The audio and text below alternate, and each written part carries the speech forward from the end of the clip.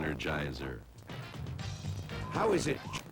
Such as the American Revolution, the Indian Revolution, Industrial Revolution was unlike revolutions in other parts of the world, such as the Spanish Revolution, the Austrian Revolution, the French Revolution, and perhaps even the Russian Revolution. If you'd like to discuss this with me any further, I'll be at my desk.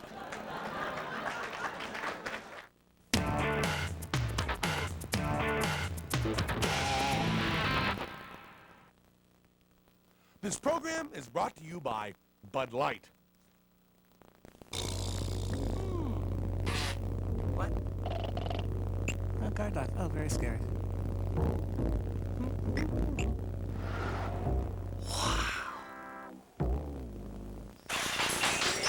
Finally, the good stuff. If you want great taste that won't fill you up and never let you down, make it a Bud Light.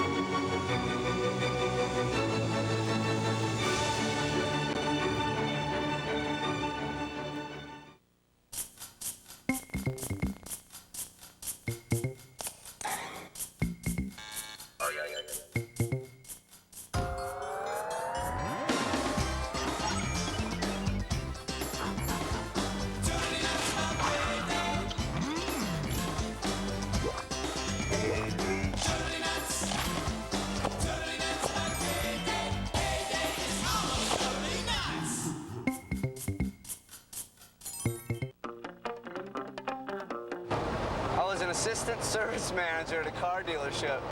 It's just a really stressful, thankless job. I hated it. I looked around and I said, I just don't want to live like this. I just quit. I think something everybody should do once in a while. My name is Fletcher and I work as little as possible.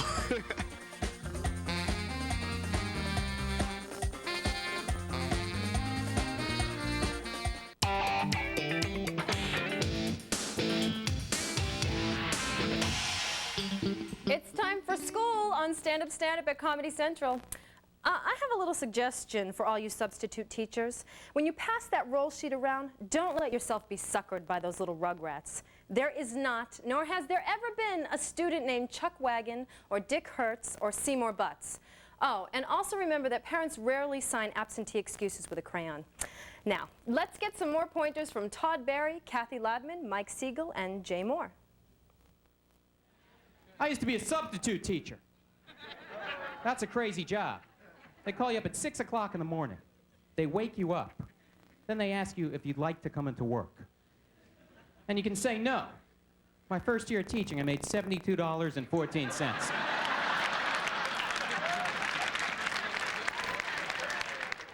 I had to work that one day to show my dedication to the children. But these kids used to make unreasonable demands of me all the time. Like they'd want to use the restroom. Seriously, straight face, they'd ask me, Mr. Barry, can I go to the bathroom? I'd be like, no, of course not. I can't leave, you can't leave. Kid would always give me the same threat. Well, if you don't let me go, I'm just gonna pee in the corner. I'm like, go ahead. I'm subbing for the teacher, not the janitor. Why don't you pee in all four corners, man? Entertain me. In fact, why don't you leave a little something in the teacher's desk, huh? Kind of a welcome back presence. Never taught summer school, though. I never understood the concept of summer school. Teacher's gonna go up there and go, okay, class, you know that subject you couldn't grasp in 9 months? We're gonna whip it out in 6 weeks. 5 hours a day of geometry. So this is interesting. Had sex with a woman recently. Thank you for believing me. Thank you. I like kids. I used to be a teacher. I used to be a substitute teacher. Oh, the worst. 2nd grade. These kids were bussed in from hell. They had pitchforks, tails, the whole thing. I will never forget this class. I was filling in for this woman named Susan. And all day, these little, annoying, demonic children are coming up to me. They're going, you know, Susan doesn't do it that way. You know, Susan lets us play. Susan gives us gum. Susan's prettier than you. Oh, really? Well, Susan's dead. Nah.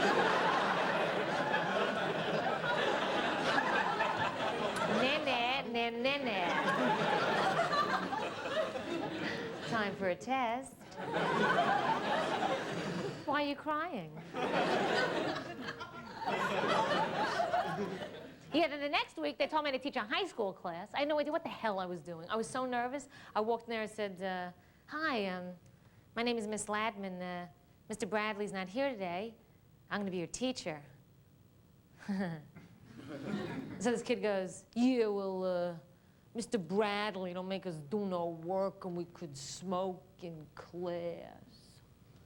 And so I figured I'd draw from experience. Said, well, Mr. Bradley's dead. I said, yeah, I know, we killed him. Well, let's light up. It's good to be back in town, though. I saw my sister, who was going back to school to become a teacher, which is some teachers here, man. God bless you, man. That's a tough job. I don't think I could do it. I think I'd snap and kill a kid once in a while. You know, too much coffee, just... You can't be sure, but I think once you kill a kid, you know, there goes your pension, right there. I think the teachers are underpaid in this country. I really do. Yeah. You see the 60 Minutes story they did? 60 Minutes did a story not too long ago. They went to New York, and the janitors in the school systems were making twice as much as the teachers. Twice as much the janitors were making. I don't think that's right. You know, if you're a janitor, I'm not knocking what you do. Probably a tough job, you know. Probably a million ways to spread the little orange stuff over a pile of puke, but...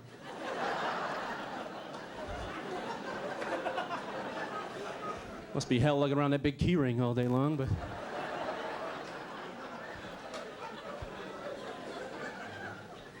Ain't right, man. Teachers we held in awe, especially in first grade, boy. I never thought my teachers were human in first grade, you know. You know, I always thought they just lived at school. You get to school and they're there. You leave, they stay there. Maybe they live there. Remember how weird it was seeing your teacher, like, in the supermarket or something? Like, whoa, there she is.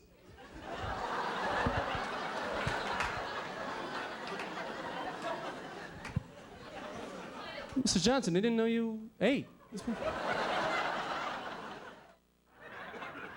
Everybody got that drunk shop teacher? You remember that guy? Remember that? All my teachers would drink. My teachers would drink just to avoid me, because I was such a wasted kid, man. You know, you can tell if your teacher's hungover. Movie day. Remember movie day? You come in, there's a projector in the middle of the room. Miss Crabtree's in the corner with a pot of coffee and her head between her legs, right? She's got the dry heaves. It says right there on the blackboard, sit down, shut up, and nobody says Jell-O shots. Comprende? You watched that World War I tank video projector? It was like...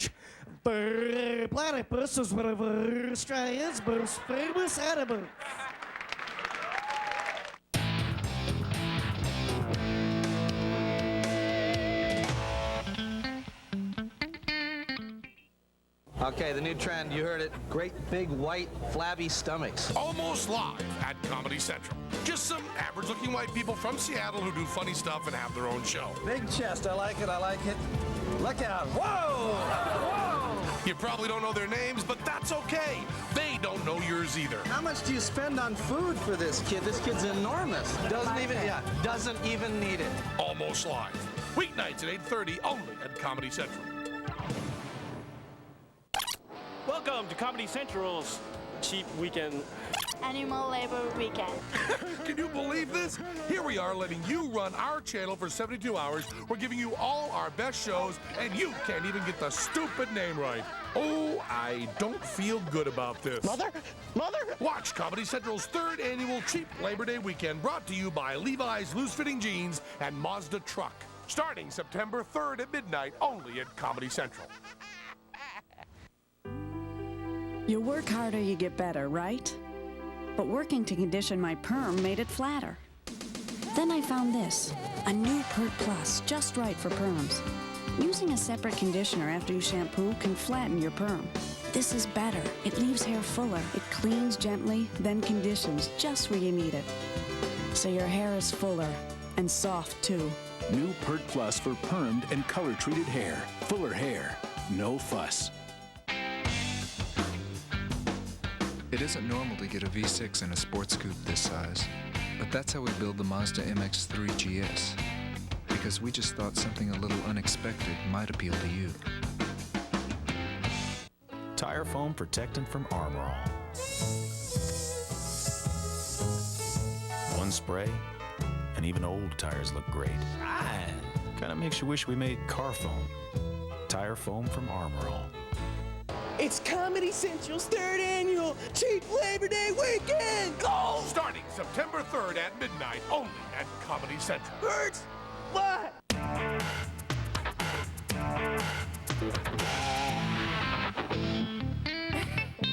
You're watching Stand Up at Comedy Central, and we're talking about school. Here's a tip for all you Catholic schools out there. If you want to attract students, change the name of your schools. I mean, calling a school Our Lady of Eternal Bleeding Sorrow is, well, what the kids call a downer. Change it to Our Lady of Fun, and the nuns will be swinging their rulers just to keep the kids away. For more on the subject, here are Mark Curry, Paul Kozlowski, David Wood, and Bill Leff. I went to Catholic school. Catholic school was such a trip. I hated it. I really hated Catholic school because there was only like 3 black kids in my class. So during the school play, each year we had to be the trees.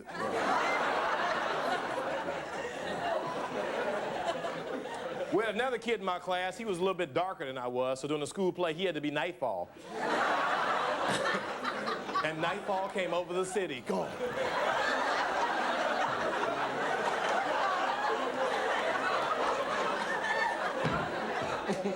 His mother was that's my baby Nightfall. I was born Catholic myself. How many Catholic people do we have here tonight? You can always tell the Catholics clapping because their hands have been broken by rulers. I'm Catholic. Ow, ow, ow, ow. I was born Catholic. I haven't been since then. I was never confirmed. I guess I'm still on standby, but I'm ready. I remember a lot of the things, though. I remember the holidays I remember. Christmas is the holiday where we celebrate the birth of Santa Claus.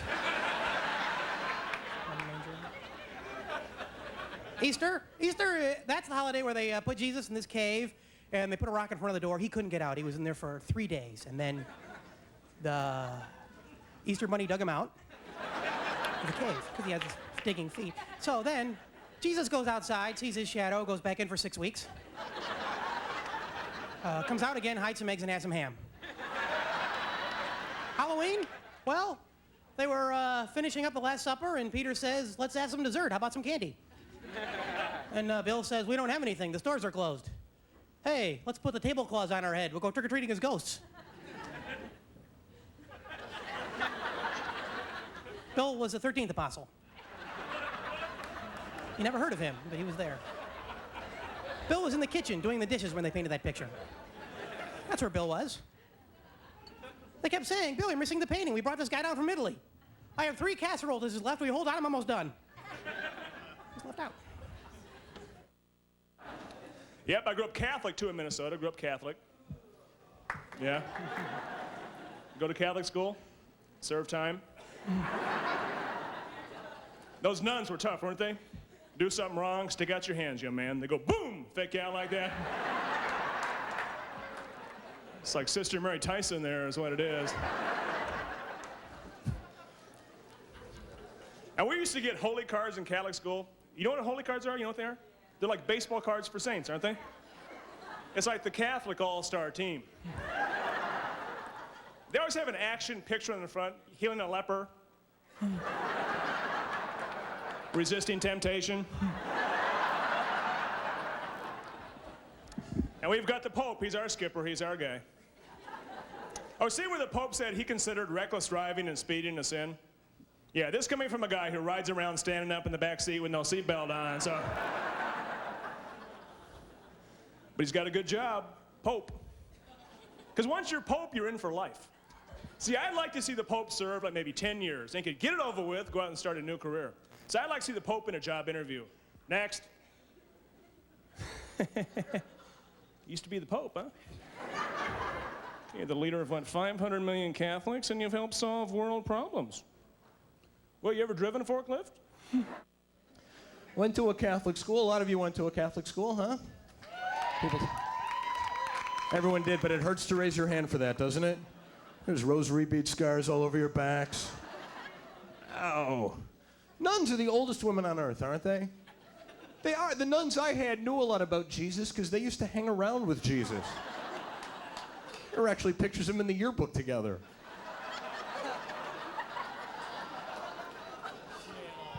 Used to do that nun magic trick. They'd be teaching, everything's fine, then they'd sneeze. What do? Reach inside their habit sleeve, find their handkerchief, blow their nose, put it in this habit sleeve. I used to lay in bed trying to figure out what kind of machine is in there. I'm a human Kleenex dispenser. Strange religion. Based on Jesus, the most curious guy ever, because we know about him when he was a baby. We know about him when he was an adult. We know nothing about him during his teenage years, when he went to college at the University of Nazareth and led the Nazareth Wildcats to the Hallelujah Bowl 3 straight seasons. He did. Who do you think invented the Hail Mary pass? It was him.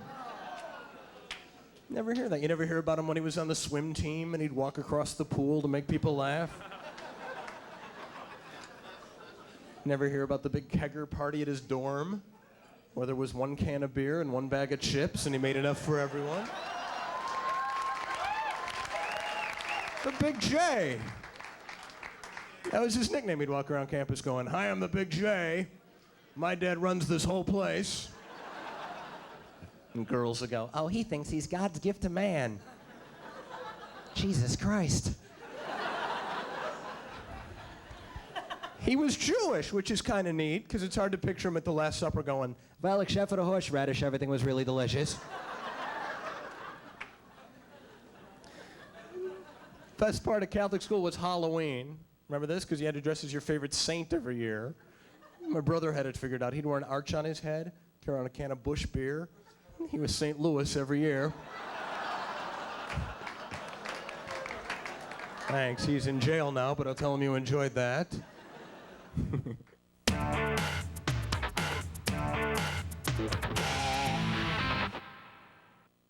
Hit me! For more of Mo and more funny stuff from the most funny women around, watch the new season of Women Aloud. Next, only at Comedy Central. America's hot new number? 1-800-COLLECT. Dial it instead of 0 the next time you call someone collect. Hey, what do these songs have in common?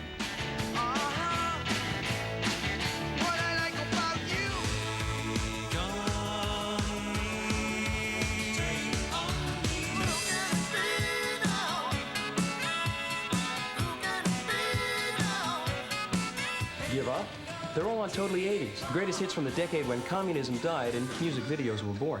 40 awesome songs on 2 CDs or cassettes, including... People rocking, hear people chanting, feeling hot, hot, hot. 6, 7, 5, 3, 0, 9. Walk like an Egyptian.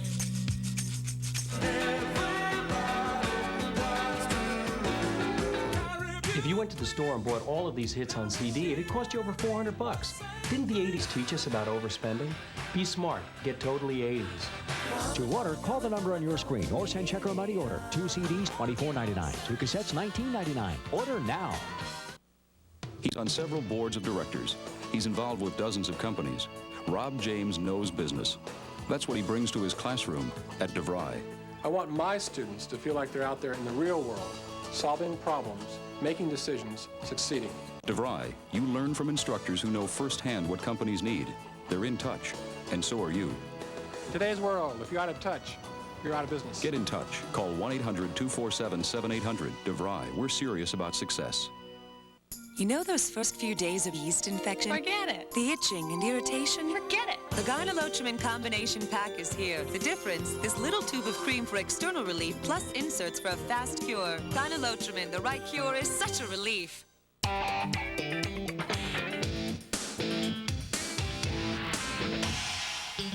talking about school on Stand Up Stand Up at Comedy Central. You know, I was just looking through my high school yearbook, and it's kind of weird, but a lot of the kids look really happy, even though they're obviously having some serious hair problems. I guess it's the idealism of youth. Anyway, let's watch Danny DeVito, Robert Thomas, and Gary Ewing for more on the magic of those high school days. How many people had sex education in high school? You guys did? Did you learn anything? No? The reason why is because it's an adult subject, yet they're still treating it like kids. They have this Dr. Seuss approach. You know, it's like green eggs and sperm. You don't really learn anything, you know? This is what they did when I was, they would take all the girls and put them in one room, and I don't know what they told the girls. I guess hold out for as much as you can, right? Is that the thing? Then they would take all the guys, put them in the other room, and our health teacher was like Abe Vigoda, but not as funny, okay? Are you following me? So, now he would give us a diagram of the female reproductive system, which looks like the skull of a giant steer, okay? Right? That's exactly it. You know, you're 15, you want nudity, they give you cattle. Folks, not too good. And that's how they send me out into the world. They arm me with a diagram. Like this diagram is gonna help me out in the field, you know what I mean? I think they should run sex education like the Army. They should issue you a vagina, make you take it apart, put it back together again, blindfolded, you know? I went to a rough high school. We had no clubs in my high school. We had gangs. Newspaper gang, the Glee gang.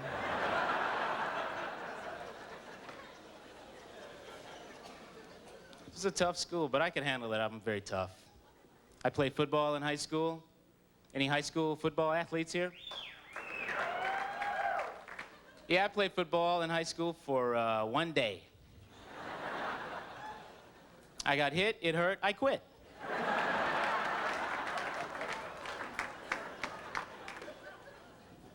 Went to college in Atlanta, Georgia. I went to a school called Morehouse. It's a black men's school. Martin Luther King went to Morehouse. Spike Lee went to Morehouse. Let me tell you something, folks. You study black suffering, white oppression for 4 years, it begins to affect you. Damn it. Some of the brothers would just snap. Hey man, I'm not eating these potatoes. What's the matter? Look what color they, huh? White! White potatoes! Hey, I'll eat the potatoes. Have some corn, man. It's from my Indian brothers, all right? They call it maize. I went to my high school reunion. That was a lot of fun, high school reunion. Get to see everybody again, man. Go to your high school reunion. Notice how people change. Notice this. Like all the people in high school who were fat, now skinny. And all the people who were skinny, now fat. All the girls who were average looking are now pretty. And all the girls who are pretty are now average looking. And all the people who are really ugly are still really ugly, ladies and gentlemen. Because ugly people don't change that much now, do they? I went to high school in Millburn, New Jersey. I went to Millburn High School. And true story, I'm not making this up. Out of 800 students, I was the only black kid in my high school. So you know I couldn't do anything wrong and get away with it. Right, like other kids could break a window, the principal would come. What did he look like? Oh, he had on a pair of shoes, pair of jeans, and a t-shirt that said The Grateful Dead on it. I do something wrong? What did he look like? He was black. Gary Ewing to the principal's office.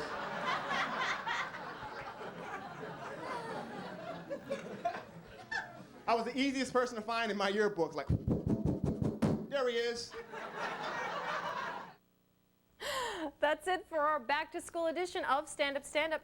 If you learned to write in school, then show it off and write to us at Stand Up Stand Up, Box 730, Madison Square Station, New York, New York, 10159, or fax us. I'm Kristen Wilson, bidding you an educated adieu. See, that's a French word. I learned that in school.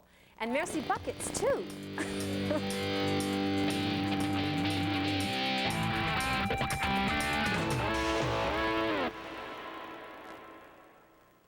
Here at Comedy Central, tonight at 8 o'clock, watch Politically Incorrect. At 8:30, it's 2-drink minimum. And at 9, watch Comic Justice.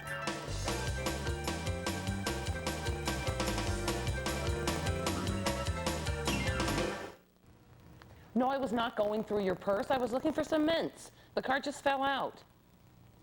I don't care if everyone does it. Using a fake ID is wrong. There's this reason you have to be a certain age for things. Besides, in a few years, you'll be of age. Look, I'll give you the extra $2 for the breakfast buffet at IHOP. Just don't pretend to be a senior citizen, Mom. Yeah, it's embarrassing. All right, I love you too. Bye-bye. Today we're talking about elders with comedian Angela Scott and actresses Anne Mira and Rosetta Lenoir. This is Women Aloud, where older is better, except when it comes to milk. Have you ever taken that milk and gone, oh. I'm Mo Gaffney. Hit me.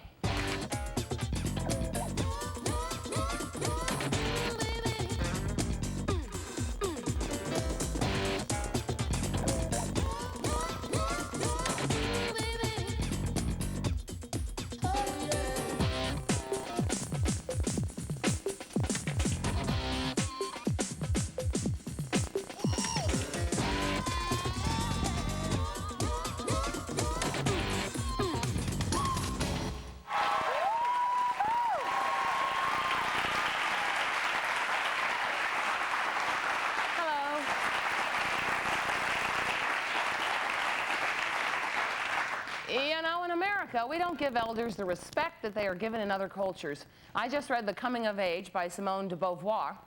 Well, actually, I didn't read it, but someone in the office did. I'm going to get to it, though. And Simone found some very interesting facts about elders in other cultures. For instance, the Bantus believe that old people do not tell lies. Well, maybe the Bantu should watch C-SPAN. Am I right? Also, in the Bantu tribe, when old women lose their teeth, they are considered to be filled with intelligence. In fact, Martha Ray would be their Albert Einstein. In the Polynesian Trobriand Islands, people believed that they could acquire the wisdom of the old men by eating them alive. They liked them with some fava beans and a little Chianti. Thank you. That was my Anthony Hopkins impression. My first guest, God bless her, is a comedian and a great friend of Women Aloud and mine. Please welcome Angela Scott. Hello. Oh, my darling, how are you? I like you. Thank you. Thank you.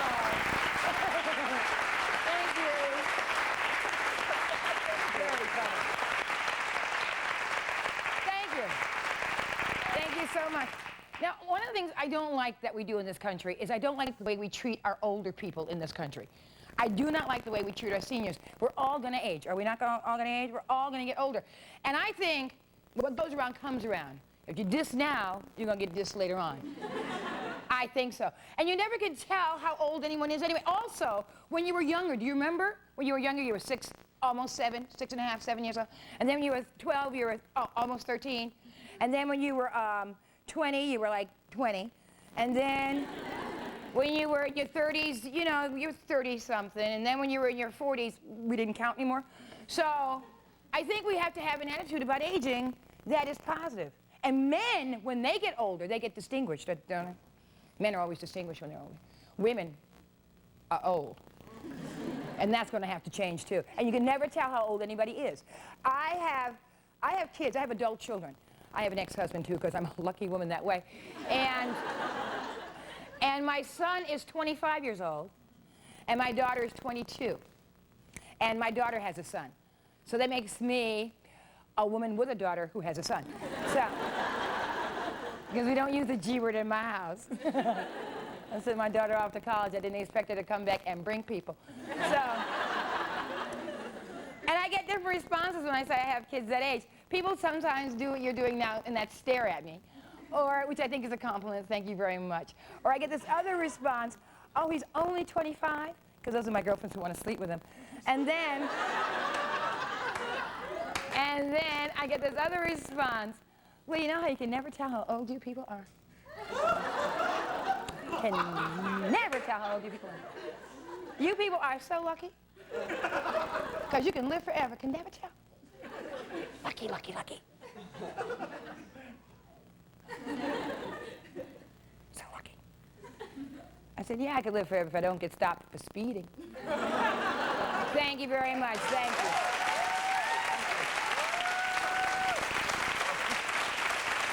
Thank you.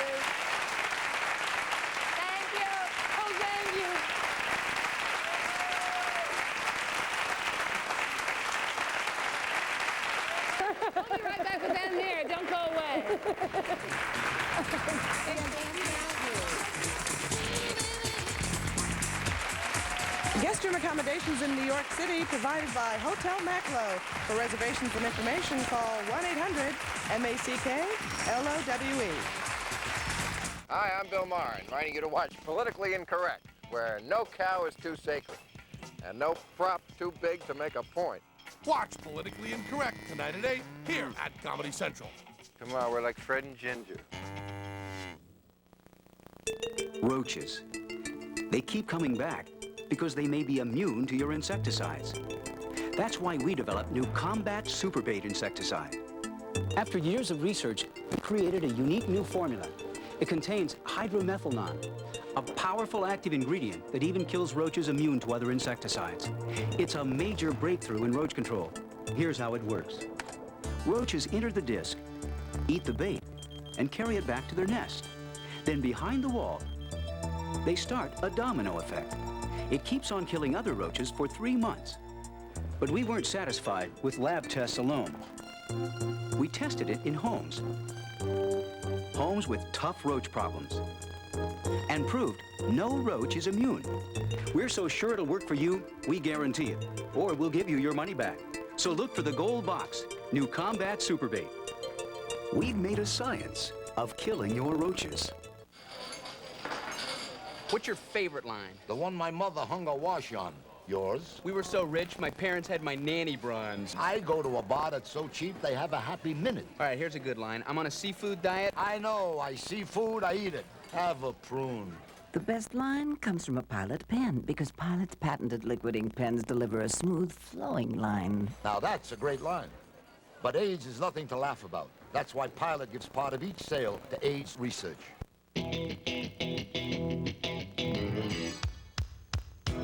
Love at first sight.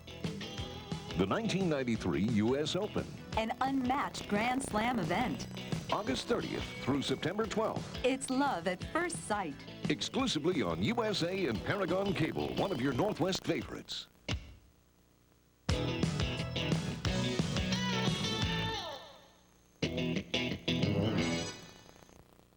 Here are just a few good reasons to watch A Few Good Men.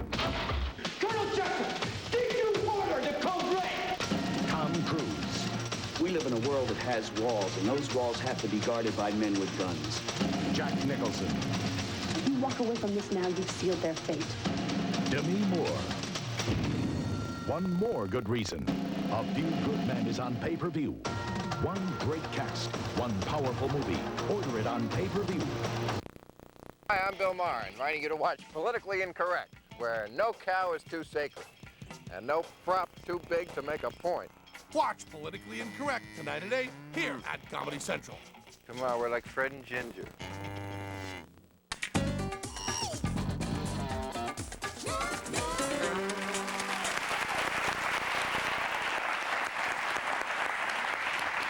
We're back. We're older than ever. Oh, a couple minutes older. My next guest is an award-winning actress, comedian, writer, and half of the comedy team of Stiller and Meara. Retirement is not on her list. Please welcome Ann Meara.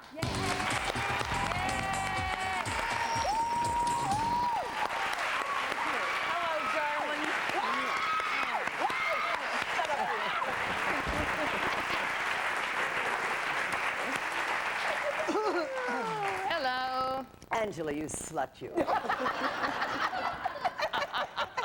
They've never met before Never tonight. Now, Ann, welcome to the show. Again. It's good to be here. It's My good to second have you. time, I know. You're kind of like my co-host. I know. We're the kind of faces you see together at Irish wakes. You and me. Oh, we're talking about elders. We shouldn't talk about death. God, no. All the elders in my family are dead. No, Are I'm they? kidding. No, they're not. Wakes, dead. Sorry. Now, why don't you think we value our elders in this society? I don't know. I think it's a reaction to the time when people had to value those in authority. And I think it's a reaction against that. So I think part of that is good, because I don't think we valued elders for like deep reasons of creativity and wisdom and stuff they might have accrued over the years if they were lucky. But I mean, you know, we live in the age of exposure. I keep wishing, you know, that we had known The J. Edgar Hoover wore dresses, you know. Yeah. In the 50s. Ooh, been a little harder to be scared Well, of it. evil queen, yes. Evil queen. But I mean, you know, I think there's that aspect of not valuing. It's like a reaction against the authority. But other times I think people are afraid of aging. Not so much if we could just, like the beautiful lady that you mentioned was 77. Congratulations, because that's something we would all love to have happen, especially in this day and age. You'd like to grow older and live. So many young people are dying. And I'm glad I put a poll on your show. Isn't that a thrill? But I'm telling you that... I know, cry on my house. Okay, Mommy. Okay. I'm telling you that the people are afraid of infirmity, not at age. Right. I mean, anyone fears being not independent. Yeah, but the thing is, as you said, hopefully everybody is going to get there. So shouldn't we value what it is to be there? Yeah, but for the right reasons. The fact of growing to accrue knowledge, to reach a certain point in your life when you can look back, hopefully, and assess, you know, your screw-ups and your gains, and pass on some kind of hope to the next generation. Right, I think it's good. Well, now, you turned 50 fairly recently. Didn't you? Yeah, like more than 10 years ago. But my teeth are only 4 years old. I've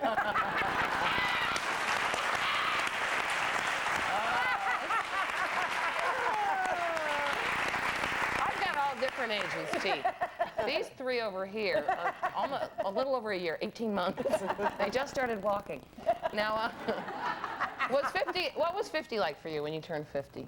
Was it easy, hard? No, I was very dumb, I think, when I turned 50. I feel I think I have better grip now.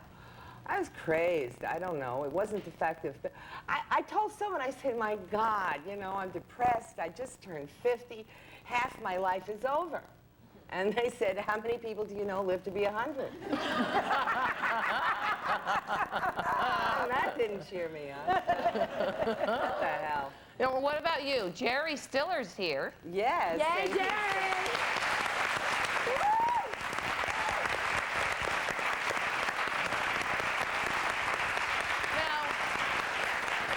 Now we know that it's sort of difficult for women to get older because, you know, women are always supposed to be, what, 21? Yeah. Now, what about men? How is it for you when you turned 50? Well, my 50th is coming up, so I... And that's not all that's coming up. Bada boom, bada bing. Well, promises, very you know. fertile. Very fertile. Well, the nice thing about it is, you know, at this point in your life, you're never going to die young. And,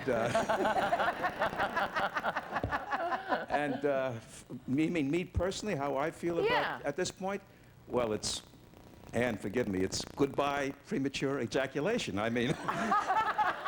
Hey, honey, I didn't know we were going to talk about bodily fluids. Because if we're going to talk about bodily fluids, I can get into that.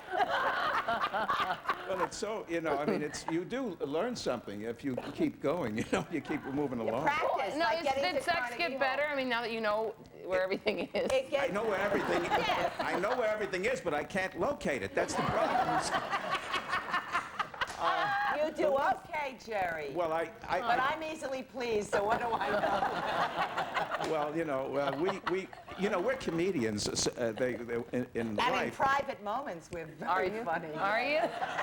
And every time you get a laugh, it's like an orgasm. No, it's a very interesting. I mean, for comedians, I mean, you know, it's nice because you know, we're not kids anymore, Ann and I. So we do go out and perform, and when people do laugh at what you say, you imagine something just happened between the two of you, which was really wonderful. That's true. Jerry feels very mixed up with the work and closeness to me, and.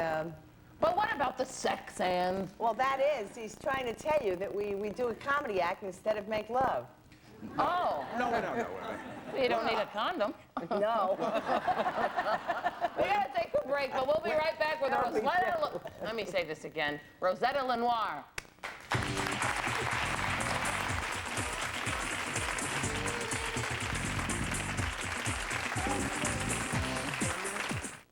It's 11:30 at night. You love comedy. What are you gonna do? Watch a talk show? The most a woman can hope for in her career is to sleep with a rich man. And that's just such a small part of it. Watch Stand Up with Kristen Wilson. Weeknights at 11:30, only at Comedy Central. Stand-up is our middle name. Well, technically it's not our middle name. I mean, it's not in the middle. It's really at the beginning and the end, so it's just a saying. What's so funny about racism, crime, and poverty? Comic Justice. We were poor. We used to eat salt soup.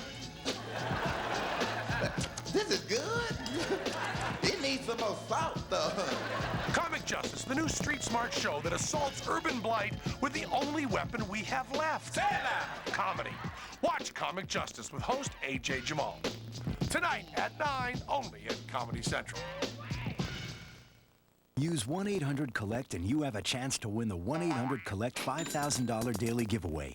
We're giving away $5,000 every day from August 30th through September 28th. Complete a call and you have a chance to share $5,000 with the person whose number you called. So, you guys wash your face, right? Who doesn't? Then your skin looks flawless, huh? Naturally. Look in the mirror much? You know, what you wash with may leave an oily residue. Get out of here. But not Clearasil Daily Face Wash. It foams away trapped dirt and oil from pores, where pimples start, without leaving an oily residue. And clean skin leads to clear skin. Keep America beautiful. Use it. Clearasil Daily Face Wash, because clean leads to clear. You work harder, you get better, right? But working to condition my perm made it flatter. Then I found this, a new Pert Plus, just right for perms. Using a separate conditioner after you shampoo can flatten your perm. This is better. It leaves hair fuller. It cleans gently, then conditions just where you need it. So your hair is fuller and soft, too. New Pert Plus for permed and color-treated hair. Fuller hair, no fuss. Uh-oh, he wants to talk to you. But what about your breath? There, the only mints with that Retsin stuff for fresh, clean breath. Good book? Very. He's gonna ask you out. But what are you gonna wear?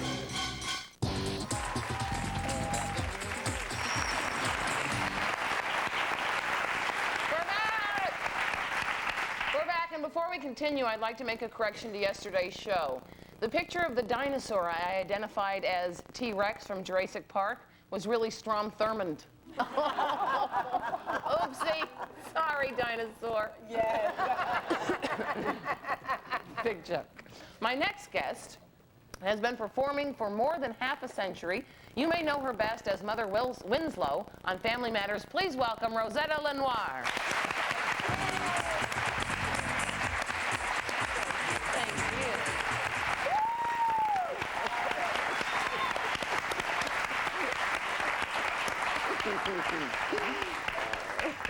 You look beautiful and match the couch. See, that's why I called you and asked you. You asked. What color's the couch? You're no fool. Of course, we're clashing. And you look fabulous. Now, you created the off-Broadway musical Bubbling Brown Sugar when you were 65? That's right. When most people retire. You know, that's when people are supposed to retire. And now you're co-starring in a big sitcom. What's your secret? How you started something at 65? Well, the reason I did that is because for a long time, having lived as long, because you know I'm just celebrating my 58th year in show business. Jeez. And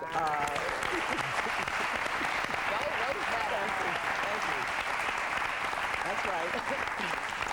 And God willing, August the 8th coming, I'll celebrate my 82nd. See. Oh my God. 82. Yeah, 82. For a long time, if you can think back, 58 years ago, it was very difficult for me to play any other role than a maid's. I played every maid's role on Broadway. I didn't even have to look at the script because I knew what the dialogue was going to be. When you going to have dinner, madam? And I had to have a Southern accent, too. And I went to a Jewish lady at Carnegie Hall, and she taught me how to have a Southern accent. And so, or else I'd say, dinner is ready, ma'am. should I put the children to bed now, ma'am? Things like that. Yeah. And I got it, you know, real good. So by doing that, I was always working. I'm one of the few actresses, white, black, or any other color, that worked constantly. Well, there were so many maids roles, you know? And thank God for Neil Simon. One day he came to see me at a show and he said, I'm sick of you playing maids, so I'm going to write a role for you. And he wrote the nurse in Sunshine Boys for me. Oh, that's great. And I played the nurse, and that also in the picture. Oh, that was a great movie. Listen, we have to take a break, but we'll be right back.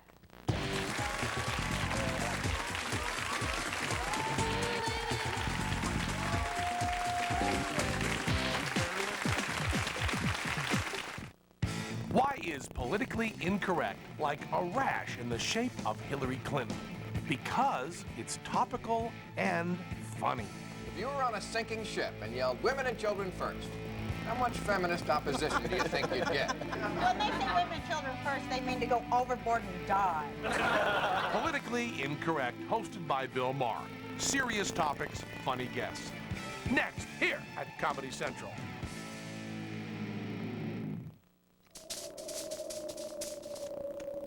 Imagine you wake up in Jurassic Park and you're a raptor. You have sharp teeth and 7-inch claws, and since you've been extinct for 65 million years, you'd be in a really bad mood.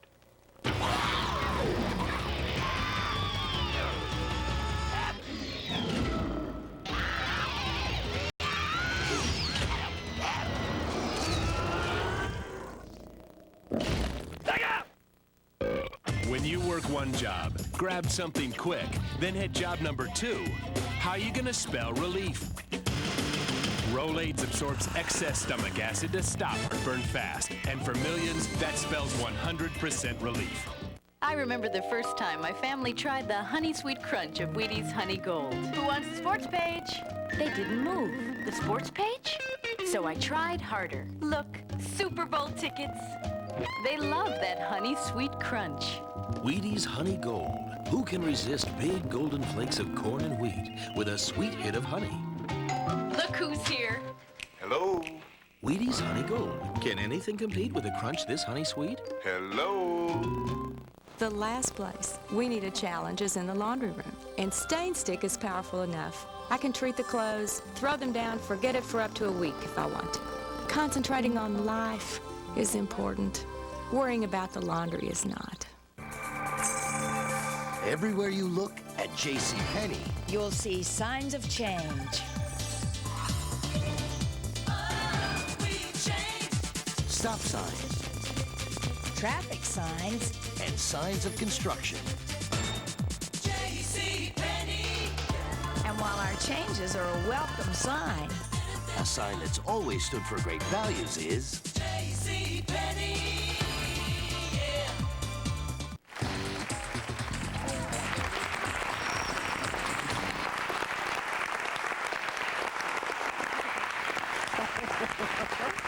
We're back! We're in the audience, and I have a question. What's your name? My name's Maris Hearn. What is it? Maris Hearn. Maris, that's a nice name. Hi, Maris. you. You have Hi. a question, comment? Yes, Song? well, I sort of both. Out of the women's movement, a lot of women have started developing new traditions for celebrating our coming of age, and I'm 56. One of the ones I particularly like is a croning ceremony to celebrate your 50th birthday. That's when you're allowed to call yourself a crone. Oh, good. So I thought, I just wanted to ask maybe Anne or anybody, what's your take on that, and maybe suggestions for things to include in a croning ceremony to celebrate? Well, we turned 50. Can you spell that, a crone? Crone, C-R-O-N-E. Like C-R-O-N-E. Yeah. Okay, that's not a pejorative then, huh? No, it's turning the pejorative into a good. It's probably Romanian, but you know, we don't care. I was born in Pejora. What I would do? Yeah, suggestions for croning For what you do at the croning ceremony when you turn 50. I'd say have sex. Yeah. Lots and lots of young men. Young men in Naked, little healthy clothing. young That's men. Right. That's right. I think whatever makes you happy, you should do, and be with friends and eat a lot of food. Eat a lot of food and Any kind roll of in the food. mud. I would Ooh, do I love that. Mud Roll rolling. in the mud. And you had something, didn't you? Yeah. What happened to the rest of your beard? I lost it. It's in transition. I'm so sorry. What's your name? Andrew. Hi, Andrew. Hi, Mo. How are you? I'm good. How are you? Good, great. Go ahead. I was just wondering, what advice do you have to like the younger generation, like myself? You're not that young. No. What advice do you have, Rosetta? My feeling is that always, always above everything else, love yourself. If you love yourself, respect yourself, that'll automatically happen to you. That's right, but it's very hard to do because some people haven't been nurtured when they're little, you know, like you have. Well, the thing to do then is start trying to help others. That's it. There are so many That's other it. projects, so many children who need you, of every race, color, and creed, and try to do what I have been trying to do. Try to build that Garden of Eden by bringing everybody of every race, color, creed together. The whole audience wants you to adopt them.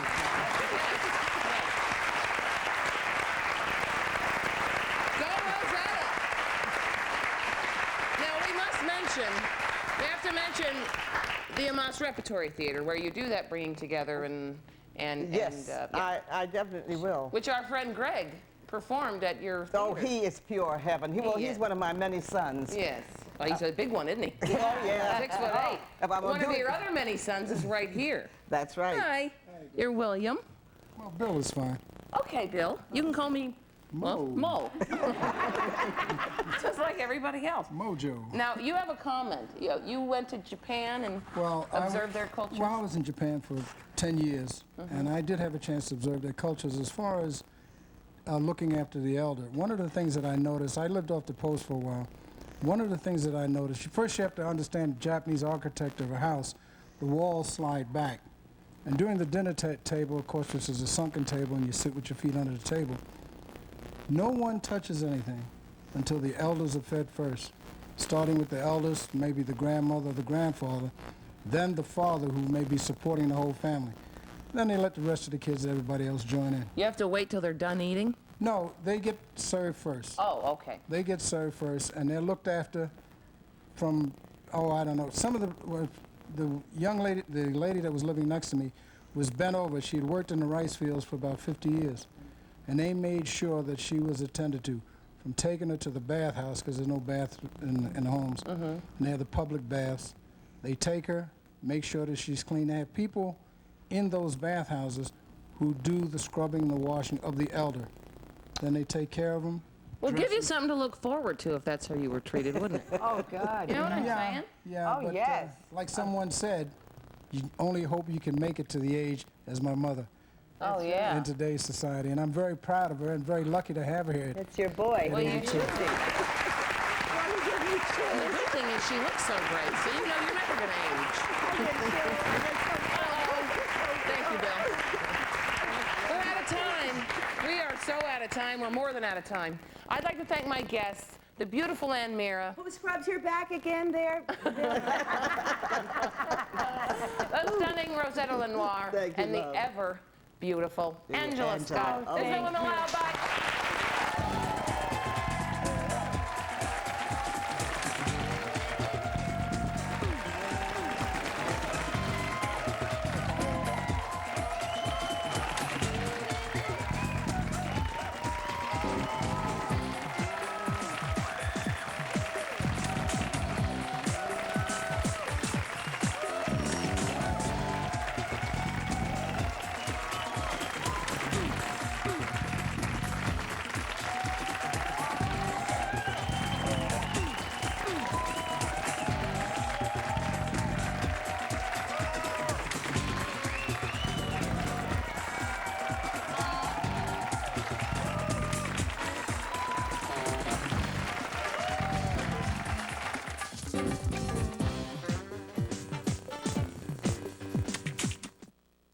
Here at Comedy Central, tonight at 8 o'clock, watch Politically Incorrect. At 8:30, it's 2-drink minimum. And at 9, watch Comic Justice.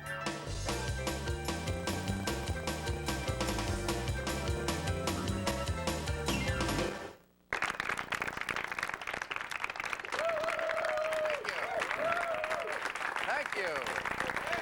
Oh, please, thank Thank you. My gosh, you sound like a bunch of Republicans who just found out Clinton needs a haircut. Well, hi, I'm Bill Maher, and this is Politically Incorrect, the show that pays its respects to Roy Cohn, the only person in history whose funeral eulogy had a rebuttal. Well, today my guests are Joe Queenan, Larry Miller, Vinette Price, and Mark Katz. And today we're going to be talking about foreign policy. A lot of people have warned Clinton that Bosnia will turn into Vietnam, which would be embarrassing to him because he'll have to go back to college. And we're gonna be talking about lawyers who are now being used in laboratory experiments in place of white mice, so that the scientists who work in the lab don't become attached. And we're going to be talking about the two-party system from Camelot to today, from John F. Kennedy's "Ask not what your country can do for you" to Ted Kennedy's "Let's go someplace quieter." Plus, comedian Bill Sheff. And remember, as always, all the material you'll see on this show has been satirized for your protection. You heard America causes chance by communism. Since Vietnam, we only fight the easy part. Everybody up to that. Politics is show business. Clinton's just Reagan without the thing. All the women in the world. Sexual marriage. Like sex. I have a dream.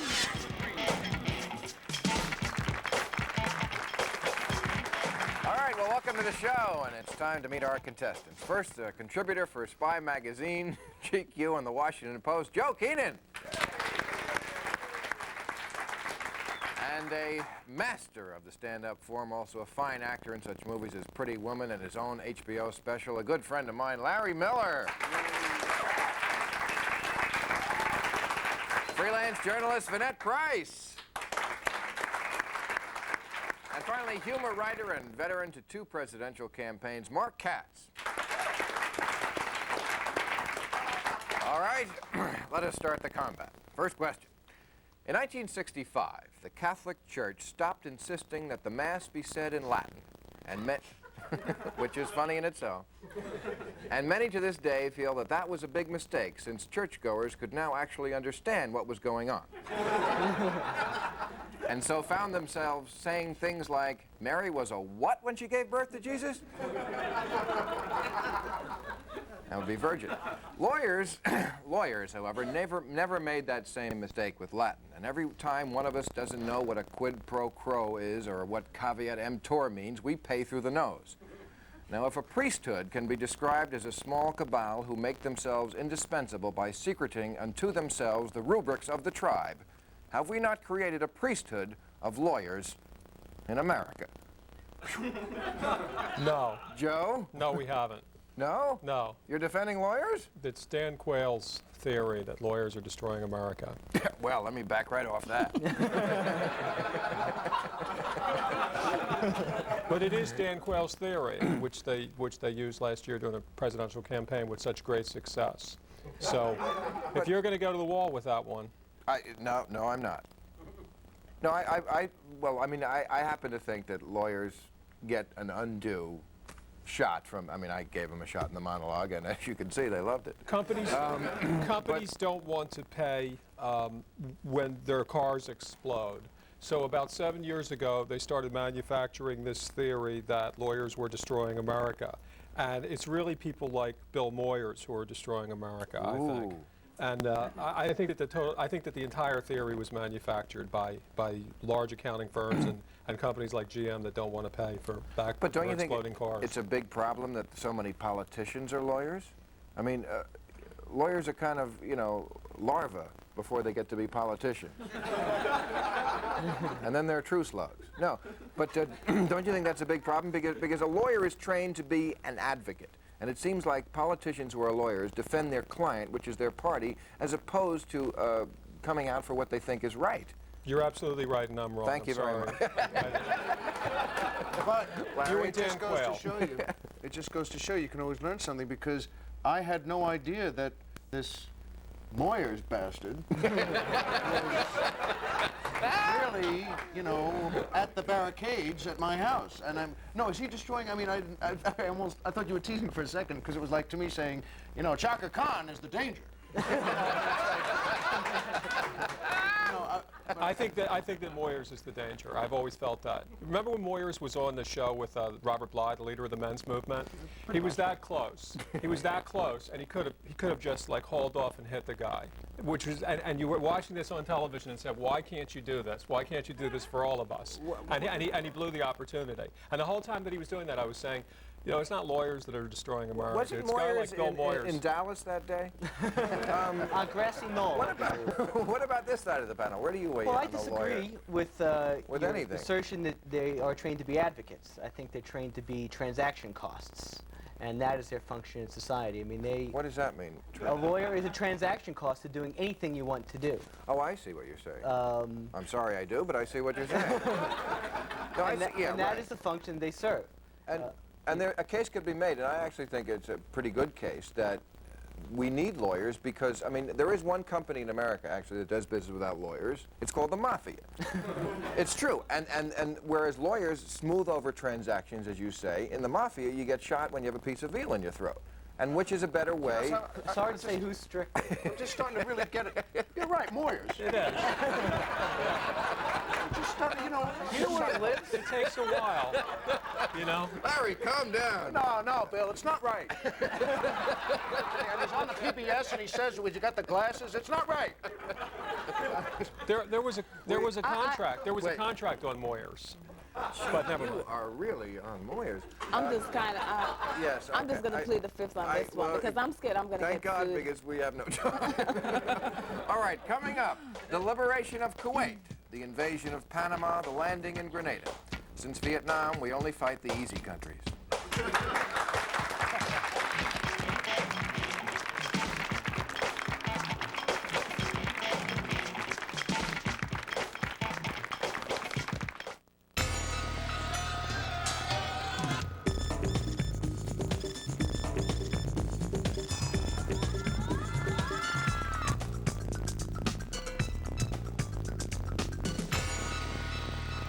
Dad, I always call you Collect. How come you're calling me? Because of the 1-800-COLLECT $5,000 daily giveaway. We have a chance to win $5,000 every day on completed calls from August 30th through September 28th, and we can share it. Hey, can I borrow your share if we win?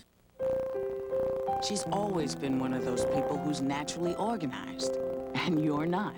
Still, you've been friends forever, and it always amazes you how she finds time to do so much and look so great. Naturally, she discovered the easy new way to buy from Avon. Just call 1-800-4AVON to get a free catalog or an Avon representative or place an order direct. Taking less time and getting more done? Now Avon thinks that's beautiful. I'm a haiku poet. I am but a piece of sand. Rocks are like big chunks of time. Corporations, they just come to me like this. Something I know nothing of. I get them down here, and then they're here. Bread, violin, watch it, quagmire, power book, exclamation. Grandma wanted me to be a lawyer, but no. Yep, it's a dull, boring morning.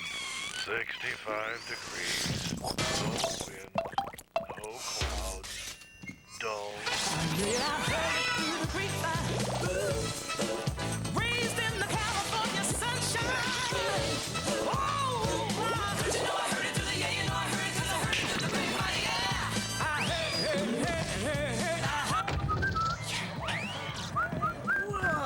What'd he have for breakfast? Listen up, team! You want to keep your sandwiches fresh? Use Ziploc brand sandwich bags with the Gripper Zipper. Tough, tiny teeth you can feel gripping, so you know freshness is locked in. Let's win one for the Gripper! There's only one Ziploc. Hello, everyone. I'm Jake Johansson, host of Two Drink Minimum. What do you want me to spell it out for you? It's new comedians. I'm the host. They're new. You haven't seen them. I haven't seen them, but I know they're good. Tonight at 8:30, only at Comedy Central. All right. Well, welcome back. Question 2. Manuel Noriega was a drug dealer who enslaved his country. We invaded and arrested him. Iraq invaded Kuwait and threatened our oil supply. We invaded and threw him out. And, more importantly, made Mr. and Mrs. Blitzer proud they named their son Wolf. Now, my question is, with characters like Noriega and Hussein, who've put the dick back in dictator, why all the hand-wringing about legality of invasion and other such argle-bargle?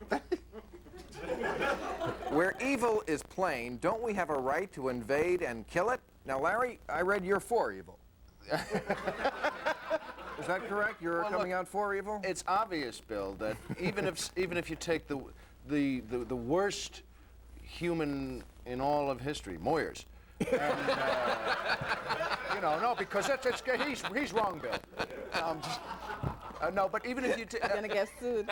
There's a certain squeamishness all Americans, I think, would have about. We know there are reasons to go to war. We go to war. You think about Hitler or something. But if you think about actually the Delta Squad breaking into, you know, Berchtesgaden and actually pumping 5. I mean, who wouldn't want to see Hitler killed? But except you know who. We've been waiting. We've been waiting 50 years. Well, I guess we can forget about getting Moyers on the show.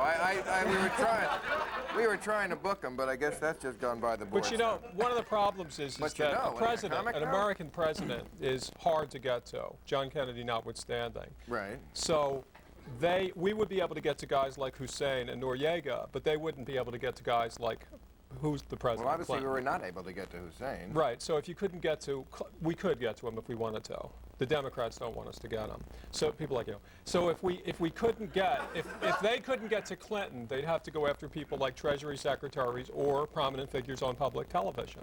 By the way, only he's right. that. It's not. It opens a whole door of dangerous, you know, very dangerous avenues. Say once we decide, okay, we have the moral authority to kill evil world leaders. Who's to say, you know, boring world leaders? Well, no, but just evil. And I say, unnecessary world evil. Congress make a evil checklist. Stockbrokers. And you know, if somebody's wearing an armband, if they're abducting young women, if they fall into the criteria of evil, then we should go after them. I mean, plenty of people were upset that we went after Noriega. I don't understand it. It was the liberals. But we said that Noriega was a good guy. For a long time, he was a great guy. That's a side issue. Well, when are we going to decide that they're evil? Well, when do they become evil? Right before the invasion. Right before we give the marching orders, because they said he was evil, and I never understood that, because to me it would be the liberal thing to go and get him, because, you know, my father was a big liberal, and he once told me that the definition of liberalism is dynamic compassion. I was 2 at the time, so it was completely lost on me. But it's, I mean, if a man is keeping his country under his heel, if he has got his foot on the people's throat, isn't the compassionate thing to do to liberate those people? Weren't those people in Panama liberated from a simple street gangster? I put it to you, Larry. Yes!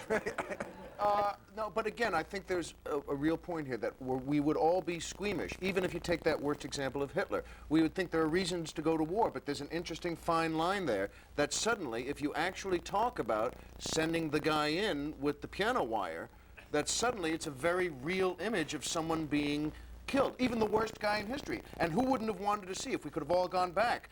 That great question. If we could have all gone back and you're walking with the trade. And we did go back on an episode of Star Trek. If you could go back 24 hours and pick the person that most people in this city would like to see done away with, it would be the guy, no, it would be the guy who missed the 4 layups last night at the end of the Bulls game. All right? I saw Marge shot at the game. You know, speaking of evil in the world, I was there with a bunch of friends. You know, we could have done something. That was our opportunity, but we, you know, it wasn't the right time and place. So look, if I'm going back 24 hours, I'm going to be at the OTB first.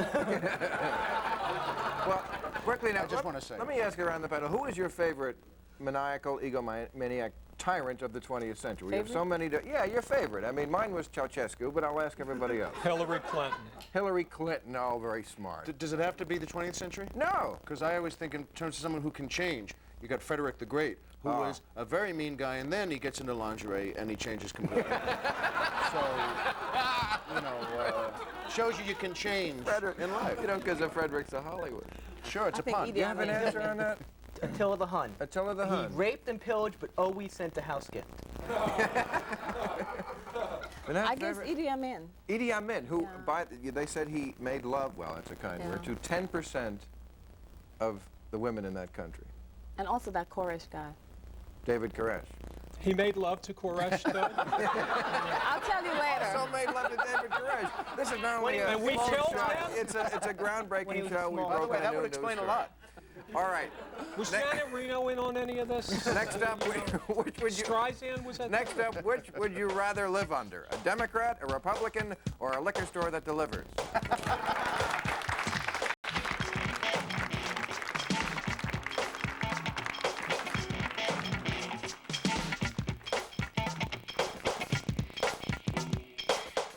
Almost live at Comedy Central.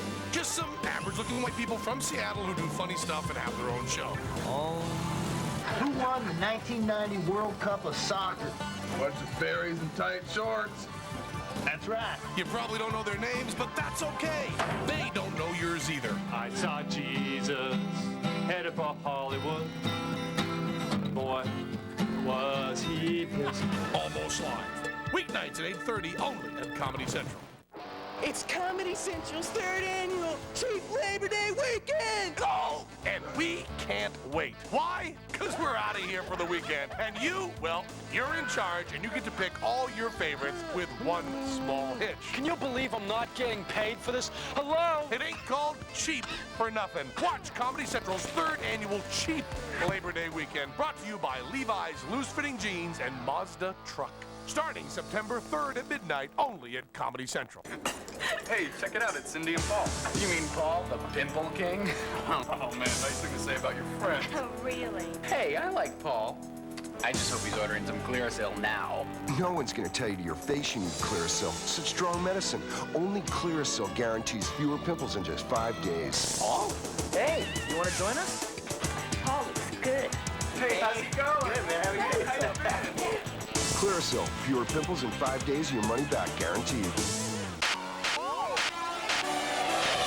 The 1993 MTV Video Music Awards. Performing live, Aerosmith, Janet Jackson, Lenny Kravitz, Naughty by Nature, Pearl Jam, R.E.M., Soul Asylum, Spin Doctors, Sting, plus Peter Gabriel, Anthony Kiedis, RuPaul, Sharon Stone, and lots more. One night, one network, one event. The 1993 MTV Video Music Awards, hosted by Christian Slater. Thursday, September 2nd, live, 8 p.m.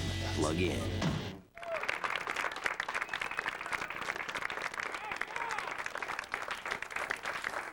All right, well, welcome back.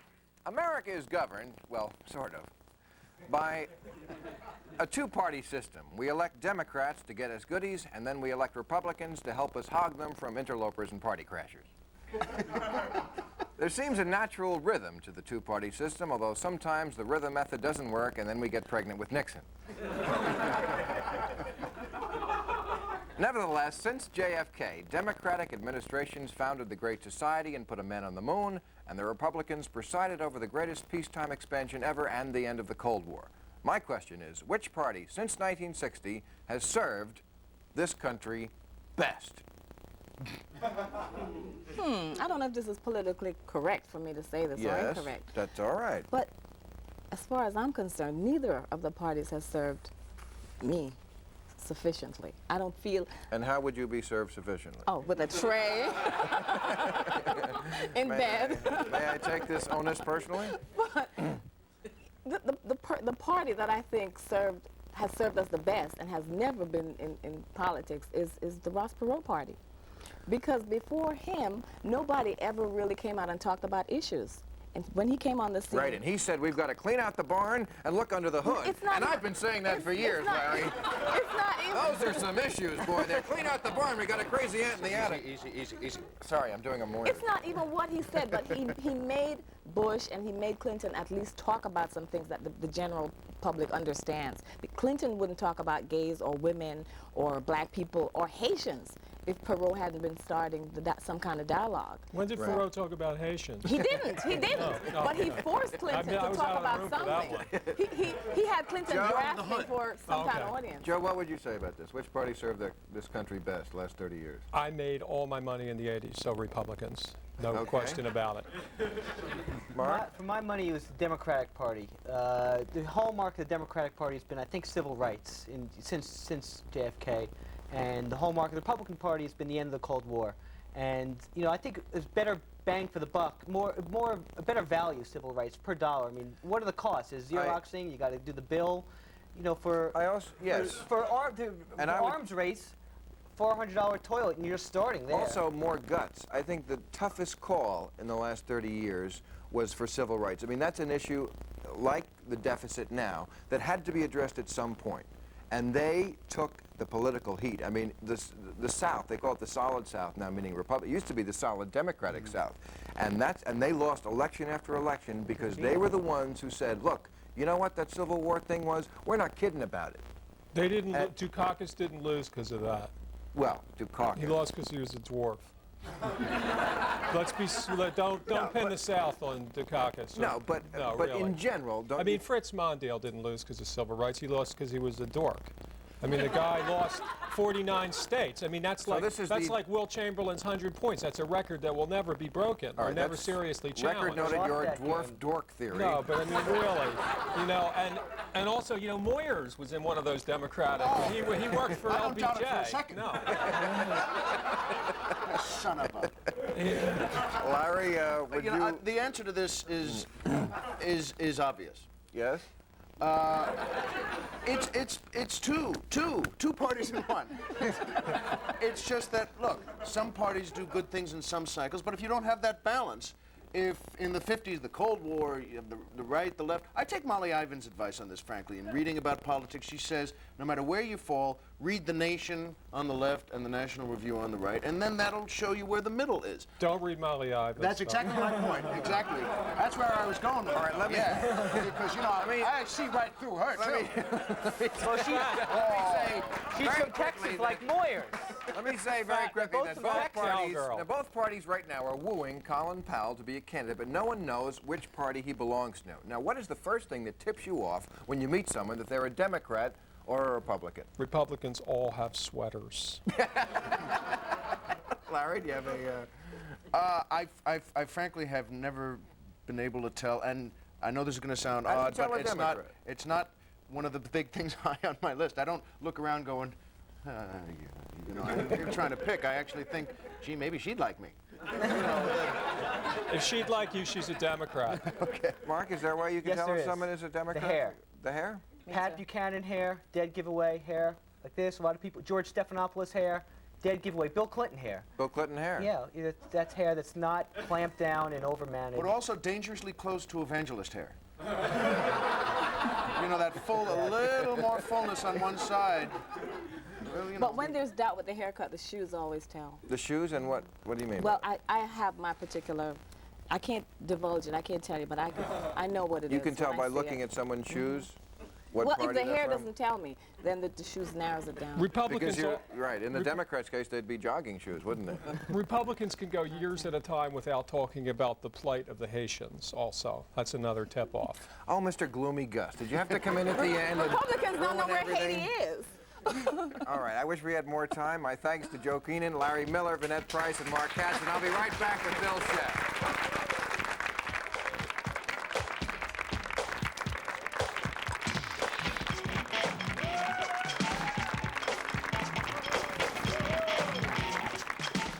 Here it comes again. Mother?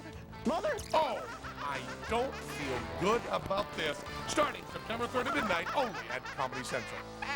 Comedy Central's third annual Cheap Labor Day weekend is brought to you in part by the all-new Mazda truck. It seems the more time goes by, the fancier trucks get. Just a bunch of chrome and snazzy stripes. What the? Fusion? No. So Mazda went and asked folks what a truck should be. I need a real truck. And learned one very important lesson. You don't run through mud in ballet slippers. Introducing the bigger. It's bigger. Meaner. It's meaner. All-new Mazda truck. The only import with a 4-liter V6 and one monster warranty. You better tow my dinosaur. The new Mazda truck. I like my dinosaur. It's a good dinosaur. Mazda. It just feels right. What? Jason's gonna be there? If you think your face is special, other people will too. So use Noxzema every time you wash.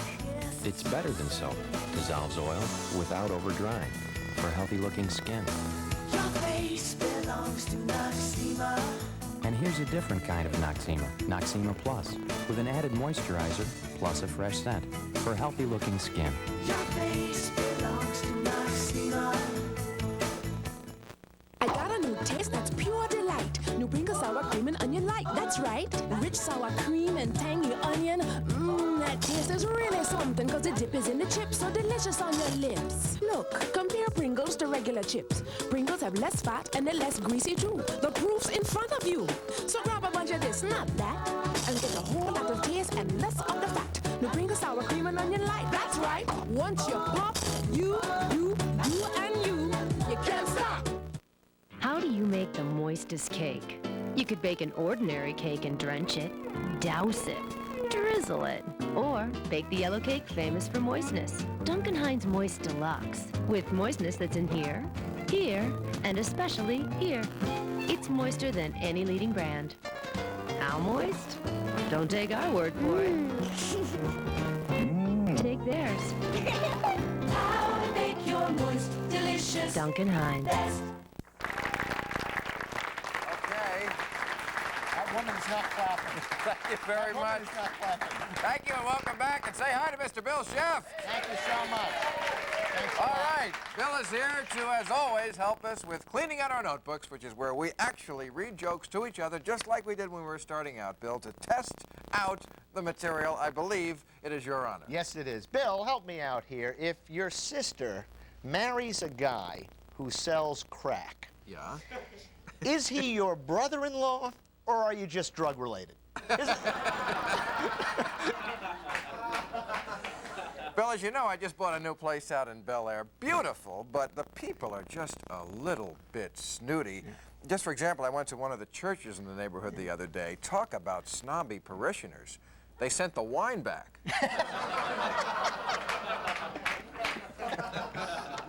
Bill, I'm not sure what this means. I'm not sure what the connection is. All I know is that earlier today, Michael Dukakis got a haircut aboard Amtrak. I don't know what it means. Bill, did I tell you what I did to celebrate Lincoln's birthday this year? No. Well, a couple of guys and I went over to Pure Platinum, you know, where they have a special floor show. The girl's name is Frida Slaves. Yeah. all she had on was 2 pennies and a $5 bill. I tell you, Bill, every guy took a shot at her on the balcony. 4 scored and 7 came close. This is a whole theme, and that's every Lincoln's birthday. Every Lincoln's birthday. Bill, Dan Quayle is working on his memoirs of his term as vice president. I believe he's going to call the book 4 Years to a Better Golf Swing. All right, well, that's all the time we have. Thank you, Mr. Bill Sheff. Thank you for watching, and we'll see you next time on Politically Incorrect.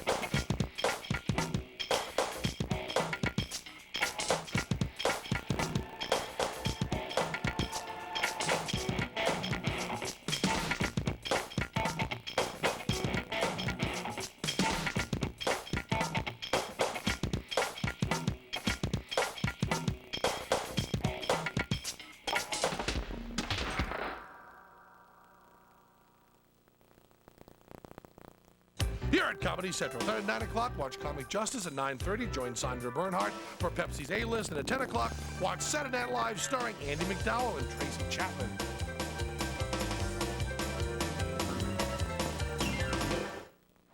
Hey, Laura, you're not nervous, are you? Oh, good. Bro. Oh, geez, are you all right? Oh, geez. Yeah, Are you? Yeah, I just have a tiny tension headache. I feel like I should get you an aspirin or a napkin Jay, or I'm something. a pro, okay? Oh, boy, I keep coughing. Look, just take care of yourself, all right? I will. I'm gonna be sick. Wuss. Tonight's comics are Laura Keitlinger, Brian Hussein, and Andy Kindler. Yes, there's no cover, and a 2-drink minimum.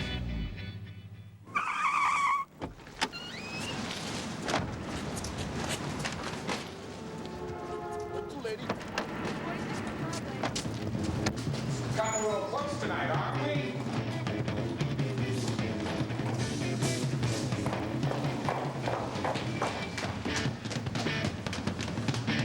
It's a great house tonight.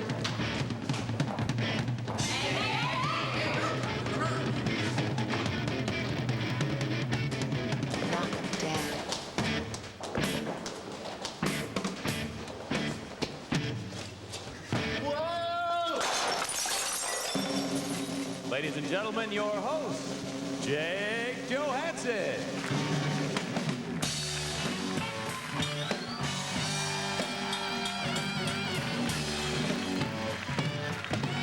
Oh, wow. Well, thanks. Thank you very much, and welcome to Two Drink Minimum. That's our only quota, by the way, 2 drinks. Dude, that's the way we book the show. People are just people. We were going to book the show, you know, on a merit basis. You know, the best people hire the best people. That turned out to be a hassle, watching all the comedians' tapes and everything. So what we did was we just went on a first come, first serve kind of a thing. And then we just used the tapes to tape movies at home on the VCR. So, you know, you figure one comic, the other comic. It's all this. You've watched TV long enough, you'll see them all. You know, I was watching TV the other day, and I saw, you know what I saw was an ad for those fat-free desserts. Those things are a little scary to me, because you have to wonder, if there's no fat in there, what is in there instead? You know what I mean? If they take the fat out, they have to put something back. Well, they don't have to. Some of those diet desserts, they just take the fat out, and we all know those taste like sweetened dirt. But the one, if it tastes kind of good, you know, that it's that artificial fat substitute chemical stuff, which they can't really prove is bad because the lab rats won't eat it. You know, they'll just, could we have some more of that sweetened dirt, please? You know, it's all undigestible. The fat substitute, the way it works, is undigestible. It just goes right through you, you know, like poker chips or BBs. Or that's, you know, the stuff like when you were a kid, you used to eat that stuff, except this is chemicals like brake fluid and shoe polish, which that doesn't sound that good to, well, the shoe polish.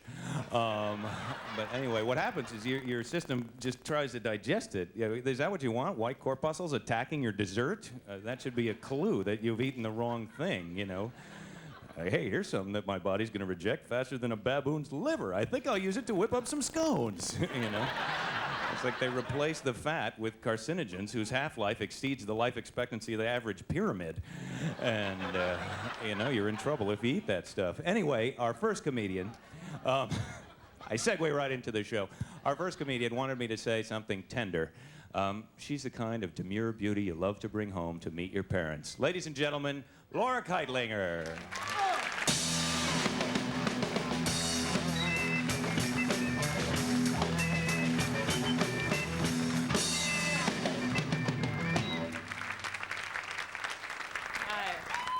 Thank you.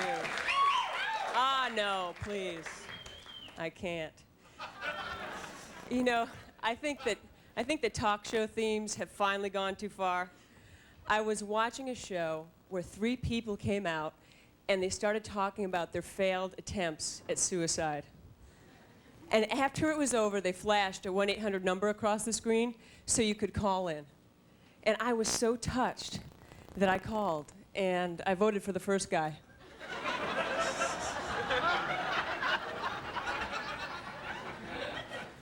But you know what was interesting to me? All of these people that talked, they all hated their jobs.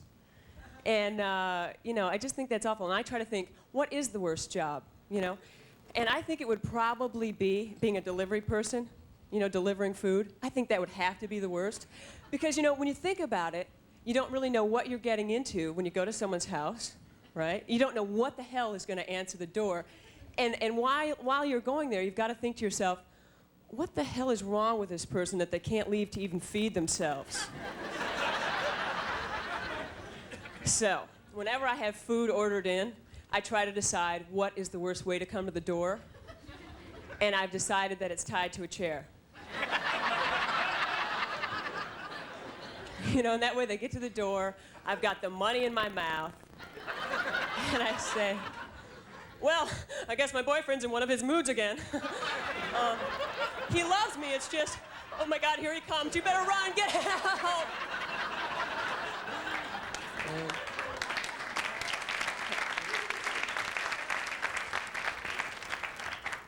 But see, I like my job, so I guess I don't have to go on a talk show. I don't have to get into self-analysis. And actually, I really don't have to anyway, because my boyfriend will do it for me.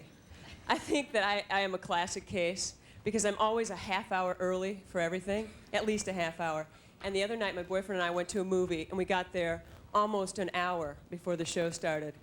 And he said, you know, you're always early because you're afraid you're going to miss something. That means you've got low self-esteem and no concept of your own self-worth. And I said, so what, you don't want to pee on me now?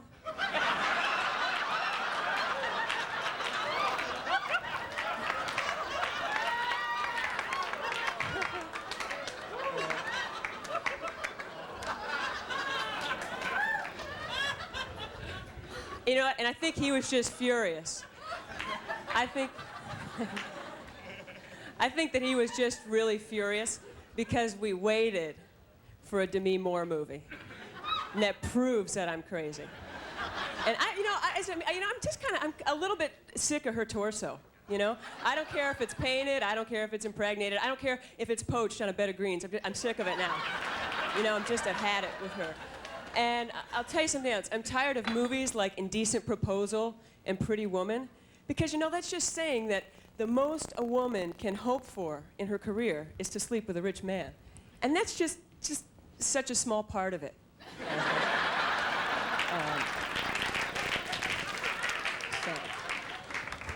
But you know what? My grandmother is a strong advocate for women's rights, and she told me just recently that she's pro-choice. And I sort of took it personally. I said, why now? Were you looking at a family album, or? But she says no. She said she's pro-choice because she's pro-woman. But I think it's really because she just can't see another generation borrowing money from her. I think that's what it is. But she marches in parades and rallies. And actually, there was a great parade in New York just recently. I don't know if you're familiar with it. There was an atheist parade here. And to me, that is hilarious. Because, I mean, I didn't know you could march for something you don't believe in. I just think that's great. Thanks very much. Appreciate it. Thank you.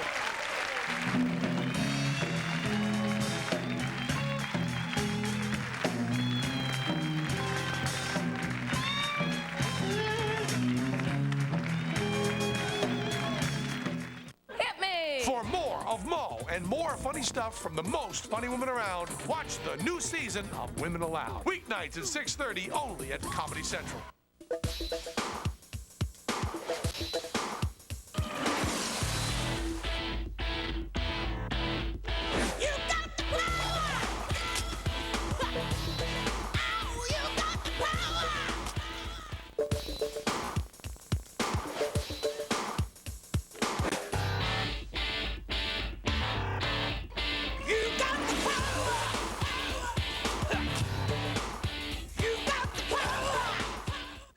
Mrs. Stone's kitchen, we've secretly replaced Jimmy's usual Pop-Tart with a Pillsbury toaster strudel.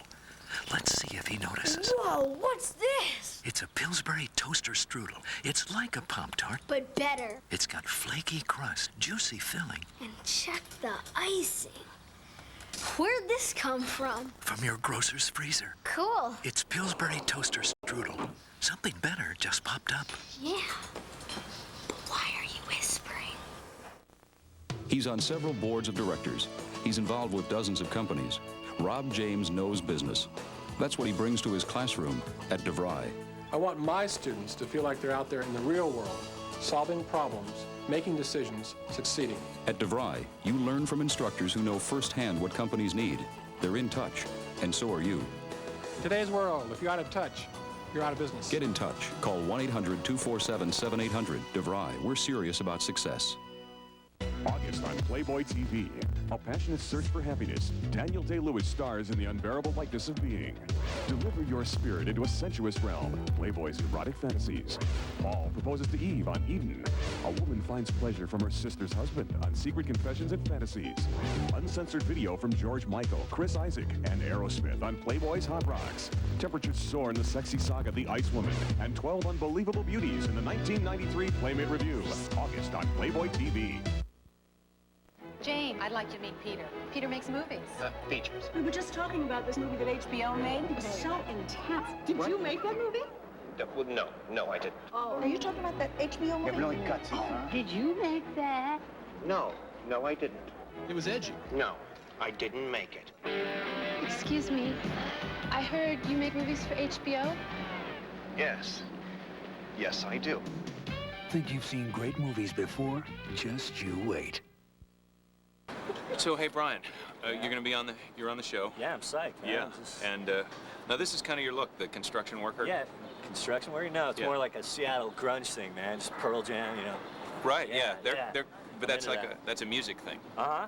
Yeah. Yeah, I mean, what are you saying? Well, this is a comedy show. I mean, it's a comedy show, and it's a nightclub. It's fancy. We're gonna dress yeah, but up. This is the way I always dress on stage. You're not wearing that? No, I'm not wearing this. Yeah, because that's a good look or whatever. No, I'm gonna dress up. I have like a tie and some pants. And Man, no nice one told me pants. this. I have to wear like a jacket? Yeah. We're not gonna watch TV. We're gonna be on TV. Oh, man.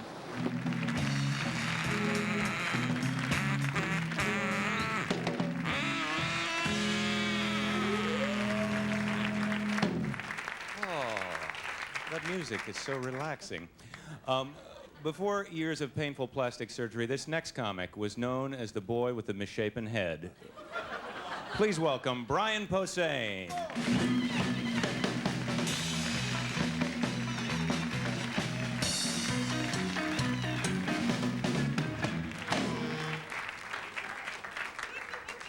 What's up, New York? I'm psyched, man. I'm in a really good mood. Been in a good mood a lot lately. Just got a new car. Got a little Miata convertible. Pretty happy about it. Except for one thing, I'm 6'6". So now I look like a McDonald's toy. Like something you get in a Happy Meal. Look at Mayor McCheese in his cute little red car. Push down on his head and watch him go. Yeah. Just got a major argument about 2 months back with my best friend. Haven't talked to him since. You know, remember when you were a little kid, though, you could get like in the biggest fight ever with your best friend, and the next day you completely forget about it, you're good friends again? You know, you have this huge brawl, you wind up hitting him with a 2x4 with a nail on the end of it. Next day you're over at his house playing Legos, making fun of his eye patch.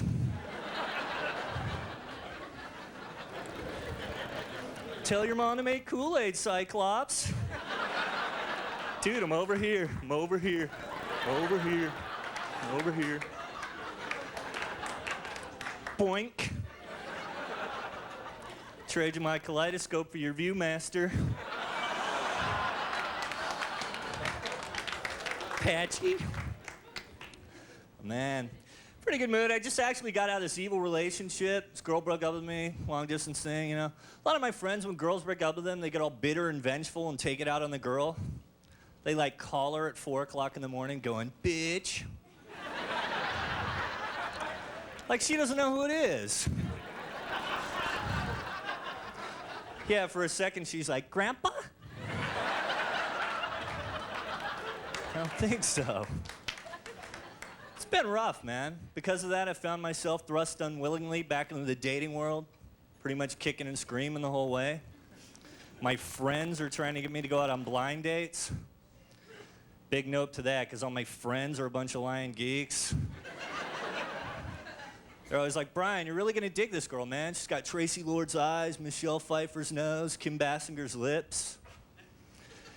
Yeah, they always forget to tell me she's also got Charlie Brown's head. Small, pretty face, big old head. 2 little hairs. Attractive. Man, I always used to trip out on Charlie Brown when I was little because he always wore the same shirt.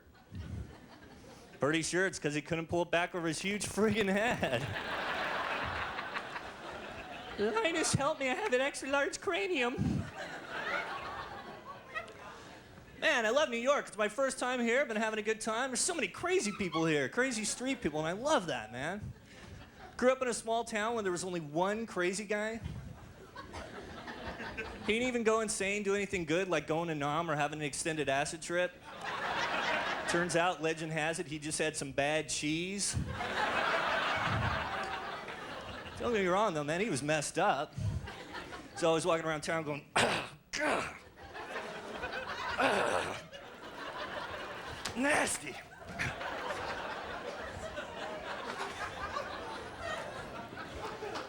You know, one thing I've noticed, whenever you see crazy people walking down the street talking to themselves, a lot of times they wouldn't look quite so insane if they had a kid with them. You know, they're walking around going, the chicken doesn't go roof, the chicken goes bok bok. The dog goes roof. Look completely in control if there was a kid there. I think it's just a matter of props, really. Yeah, see the guy walking down the street arguing with himself, give me a little cellular phone. It looked like he's a businessman. No! No, I said, quit calling me. No. You know, terrorism's weird. You guys had that bombing recently? That kind of stuff, you know, the New York Trade Center getting bombed, that kind of stuff freaks me out, man. The worst thing is like suicide squads. Guys that for their government or country will tape dynamite on their vehicle and drive into a crowd of people or an embassy.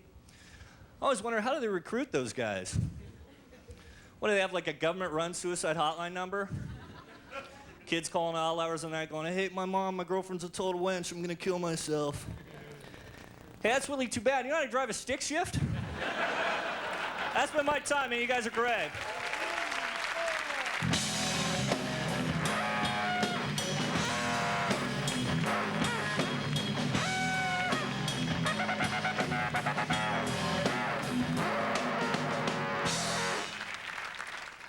You know, there are comedy shows and there are talk shows. Talk show. Talk show? Talk show. Who? Talk show. Well, actually, he's pretty good. My point is, it's 11:30 at night. You love comedy. What are you gonna do, watch a talk show?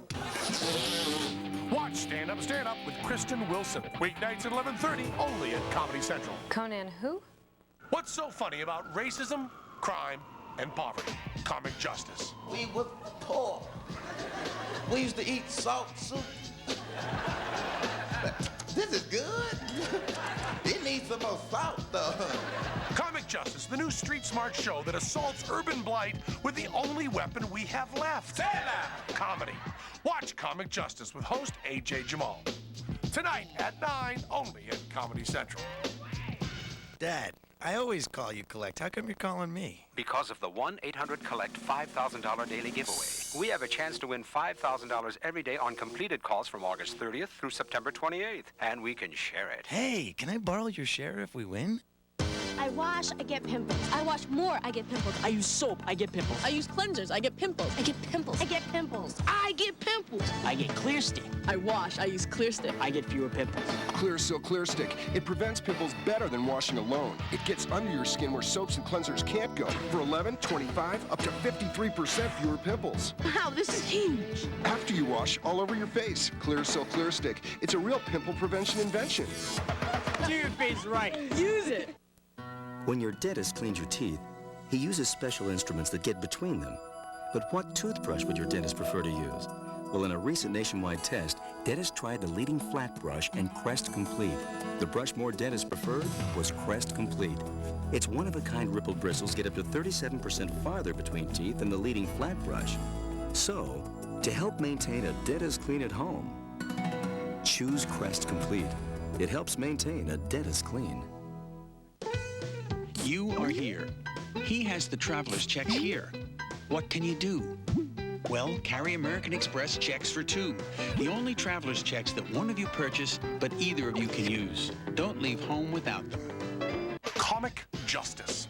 the new deaf comedy show that kicks out the b-boy jams direct and hard from the streets of the hood. Boo yeah.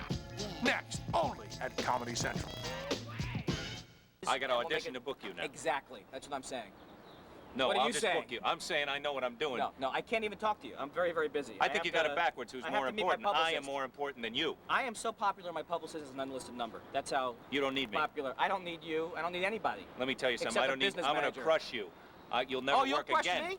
Yes, Oh, you'll never work again. I'm going to crush you. I'm going to destroy How you. fake is my anger now? How fake is it look? It's not fake enough. Turn it up. Slightly Oh! more fake. You're telling me that you're not going to book me? Now you got it. Now you got it.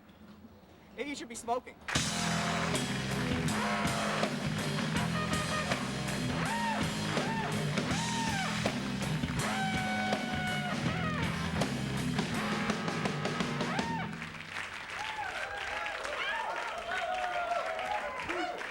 That is the music. That is the music I hear in my brain. Ladies and gentlemen, our next performer is best known for the role he played as Tchotchke in the hit TV series Who's Watching? Give it up for my main man, Andy Kidler.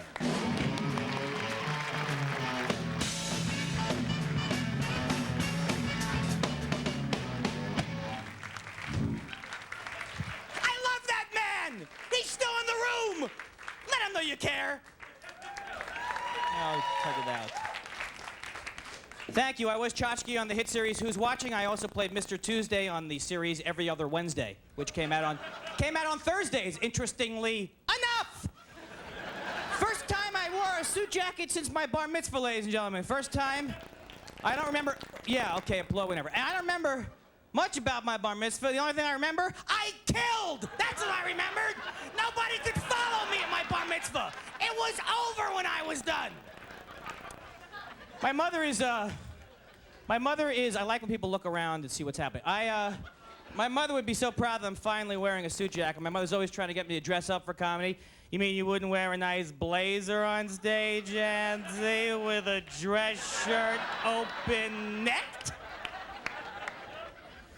My entire family is from Queens, and everyone in Queens has this look on their face. That's not pastrami as far as I'm concerned.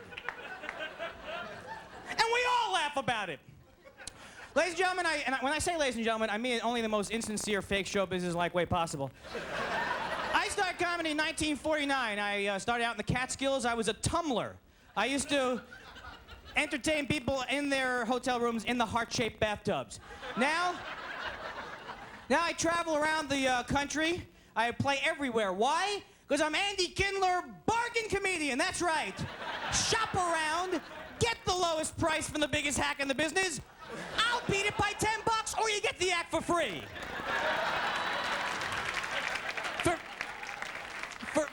I don't know if you're clapping because it's a good price or you enjoyed the joke. For $50 more, ask about my suitcase of fun. I travel everywhere. I was in Philadelphia, a very angry town, Philadelphia. I've never seen a town like this. Supposed to be the city of brotherly love. Yeah, like when my brother was 12 and I was 9, he used to lean on my shoulder and dangle spit in my face. I performed at the comedy club. I've never seen crowds like that. 50% of the crowd were angry, drunk, prejudiced white people. And the other 50% were black people who didn't like the angry, drunk, prejudiced white people. But both groups united around a common theme, the intense dislike of me and everything I was talking about. But I don't care. I am not in this business to be a crowd pleaser. I get my inspiration from the great Buddy Holly, because when Buddy Holly made his first album, he came to New York City, and the record company said, Buddy, you're very good, but we want to make you more commercial, put a suit on you, put an orchestra behind you. And Buddy Holly said, no.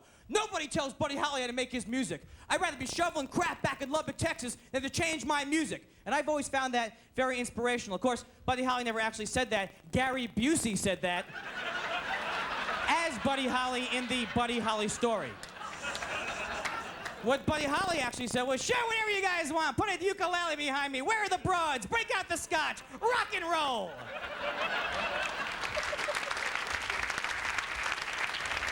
Oh, yes, I know how you feel. I had a very strange experience. It was horrible. 6 months ago, I dated this woman for 3 weeks.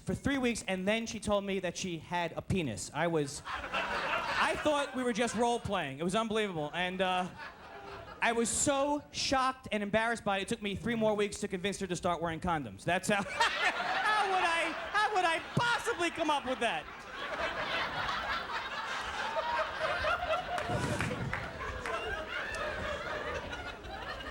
I never felt better, though. You know, ever since I switched to the clean syringes, I've never felt better in my entire life, you know?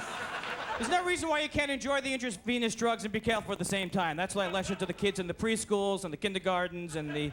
When you go to the beach, carry some bleach. Just a little rhyme that the kids can take home with them. There's so many horrible drug problems. Crack babies? Crack babies? How would you even find a pipe that small? That'd be my first question right there. The kids shouldn't be playing with glass. That's the important thing. If I have any message tonight, is we must find a safer way to get the crack into the infants, ladies and gentlemen. I think all drugs should be legalized. I really do. I think people should have the right to take whatever they want. They want to take cyanide. Cyanide should be legal. It should be available in big, colorful gel caps advertised on TV.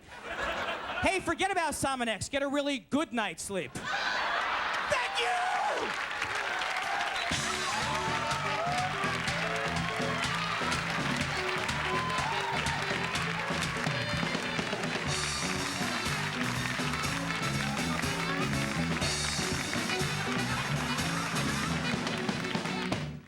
This program is brought to you by Sega. Imagine you wake up in Jurassic Park and you're a raptor. You have sharp teeth and 7-inch claws, and since you've been extinct for 65 million years, you'd be in a really bad mood.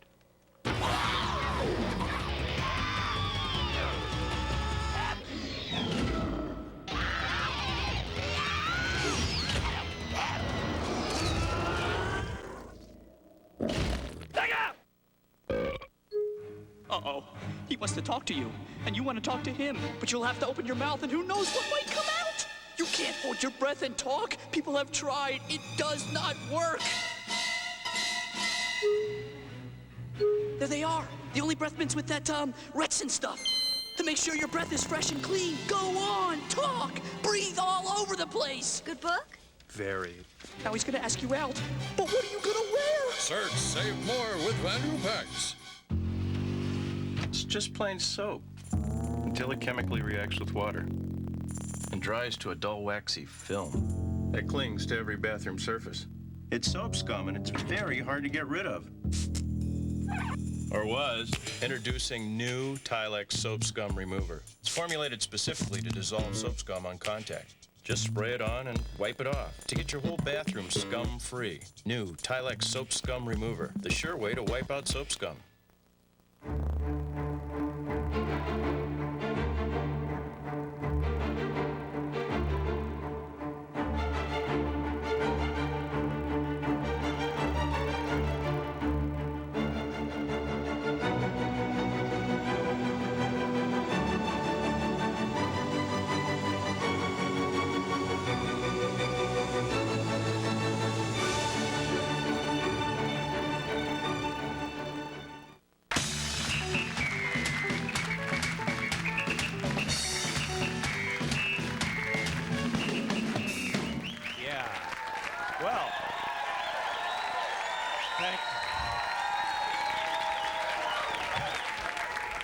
Wow, that was almost right on. Well, that's our show for tonight. If you like tonight's comics, go see them live. They were Laura Keitlinger, Brian Posehn, and I don't agree with everything he says, but I love that man, Andy Kindler. Keep watching TV and tip your waitresses. Good night, everybody.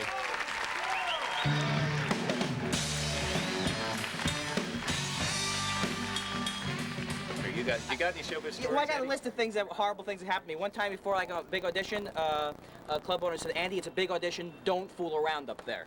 Don't fool around. Yeah, so I thought that was funny. Then, no, it was funny. You got a list of these? Like, yeah, it's well, like you're I was the at Rain Man. These are wrong things that have been done to you. I was at a commercial audition once, and I'm sitting in the outer office. In the inside office, I hear Hormel's on line 4, is what I hear. And then I laughed. What would you have done? No, it's good. Brian? Oh, man. Back to you, Andy. Okay, what else happened to me? Oh yeah, I was at a state fair once, and the guy goes, "Okay, when you're done, I'll give you the signal camera right." At a state fair. I said, "Yeah." I said, "Look, I can see a corn dog stand from here." And then he elbowed me with like a newlywed game thing, Just and like we that. didn't stop Were you in the laughing at that. Okay, here's my.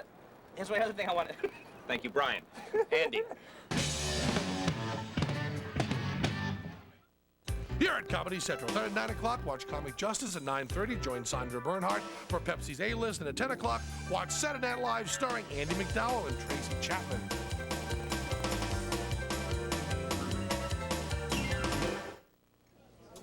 It's about time you got here, nigga. What up, Niggas always late. What up, Jimmy? You got it, man. Hey, y'all been checking out them games, man? And you know it. Man, I gotta tell you, I have a newfound respect for Sean Kemp. That is one bad nigga. Oh, that brother got skills, man. Brother got the height, and the brother can sky. Yeah. You still ain't as bad as my boy, Jordan. That's my nigga there. Michael Jordan is one Bad nigga. Hey, don't forget Charles Barkley, man. Yeah. He's my nigga.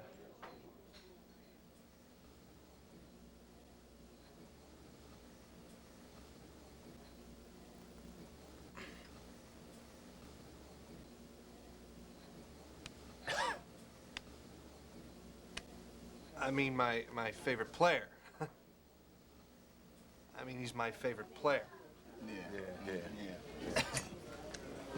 Anyway, like I was saying, Michael Jordan, that's my man.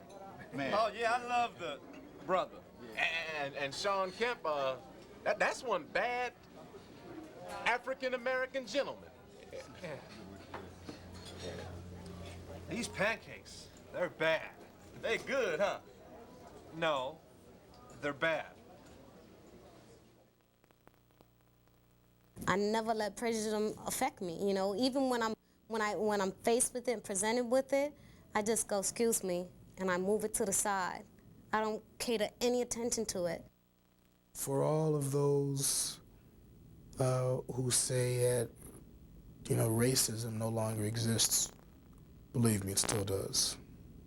I think Captain Tennille did a lot to eliminate prejudice by doing a song called Muskrat Love and letting us know that muskrats need to be born too. I don't know, what was that song about? Why did they do a song about muskrat love? Prejudice is hating somebody for no good reason whatsoever. Prejudice shows ignorance. So usually if you see prejudice, there's an ignorant person right behind that peak. It's unfortunate, but it's the reality at this point. And I think the only way that it's gonna sort of subside and the tensions are gonna cool out is more education. I'm prejudiced against people that have tight asses. I think they're obnoxious and just ought to be wiped off the face of the earth.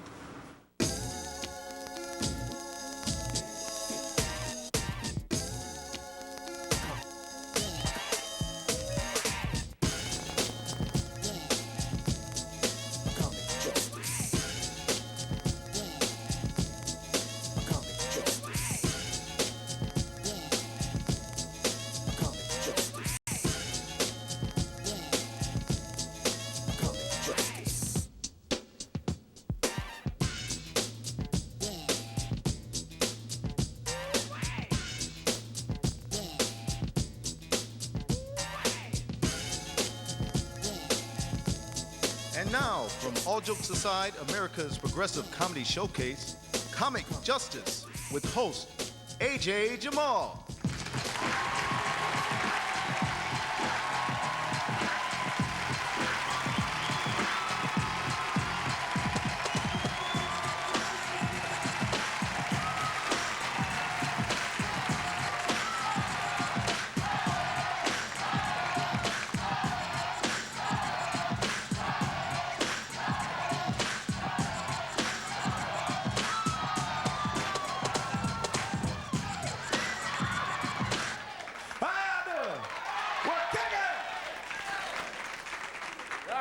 All right, I'd like to talk about something for a minute.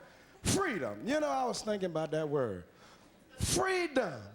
You know, we free now, but you know, black people still feel like they under the eye. You ever go into a store and they always watching you?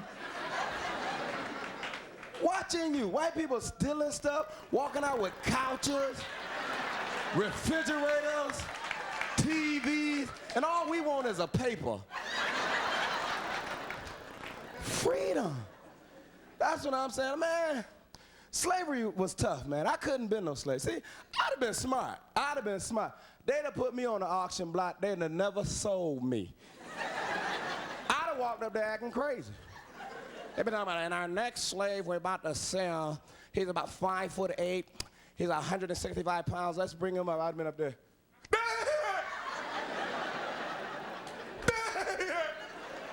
Wait one moment, okay? Wait one moment. What are you doing? I'm acting crazy. They tell me, can we go with the next slave, please?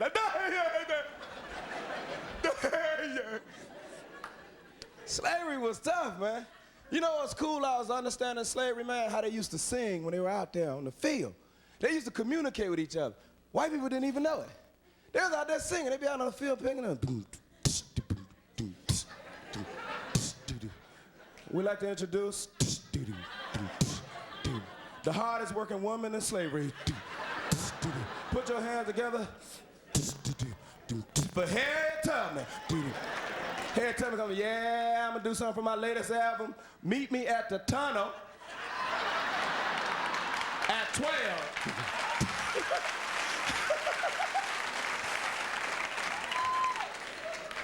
Freedom, freedom, freedom. I could never go to prison either. How many people, anybody ever been to prison? Like y'all gonna raise your hand. I have. I'm ready to go back. I couldn't be in prison, man. Booty too big. Look at my booty. You see me in prison. Man, prisoners be like, hey, AJ's in. I be like, And I've been fighting my way out of prison, man. Freedom. How many people married? See, there we go again. Freedom. I said, how many people married? He look, can I raise my hand? Yeah, you can.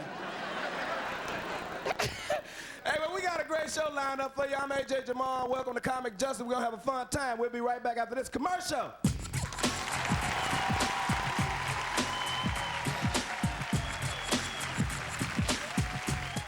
It's Comedy Central's 3rd annual Cheap Labor Day Weekend. Go! Starting September 3rd at midnight, only at Comedy Central. Hurts?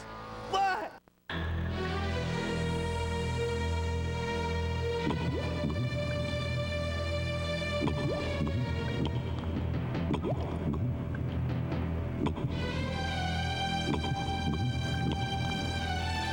This summer reminder is brought to you by Pepsi.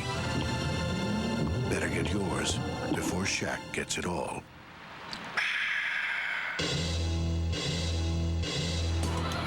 Suck attack.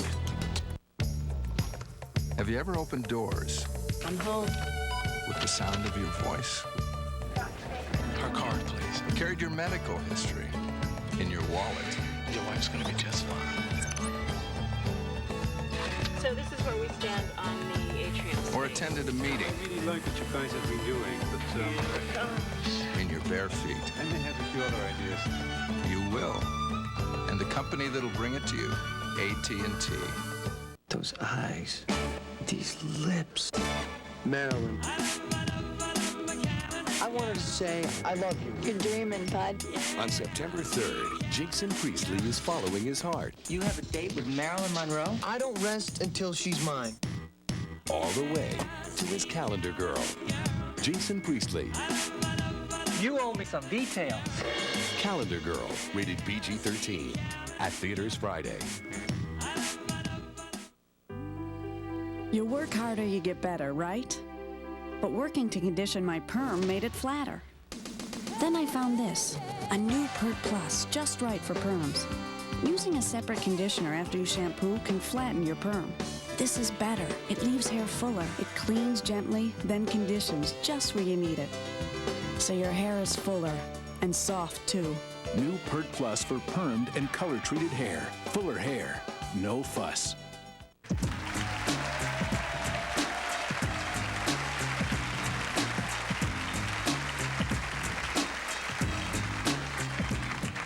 This next gentleman is a very, very funny man. He works all around the country. I asked him if he wasn't doing comedy, what would he be doing? He said he'd probably be at the grocery store asking you, would you like paper or plastic? Put your hands together for the very funny J. Anthony Brown.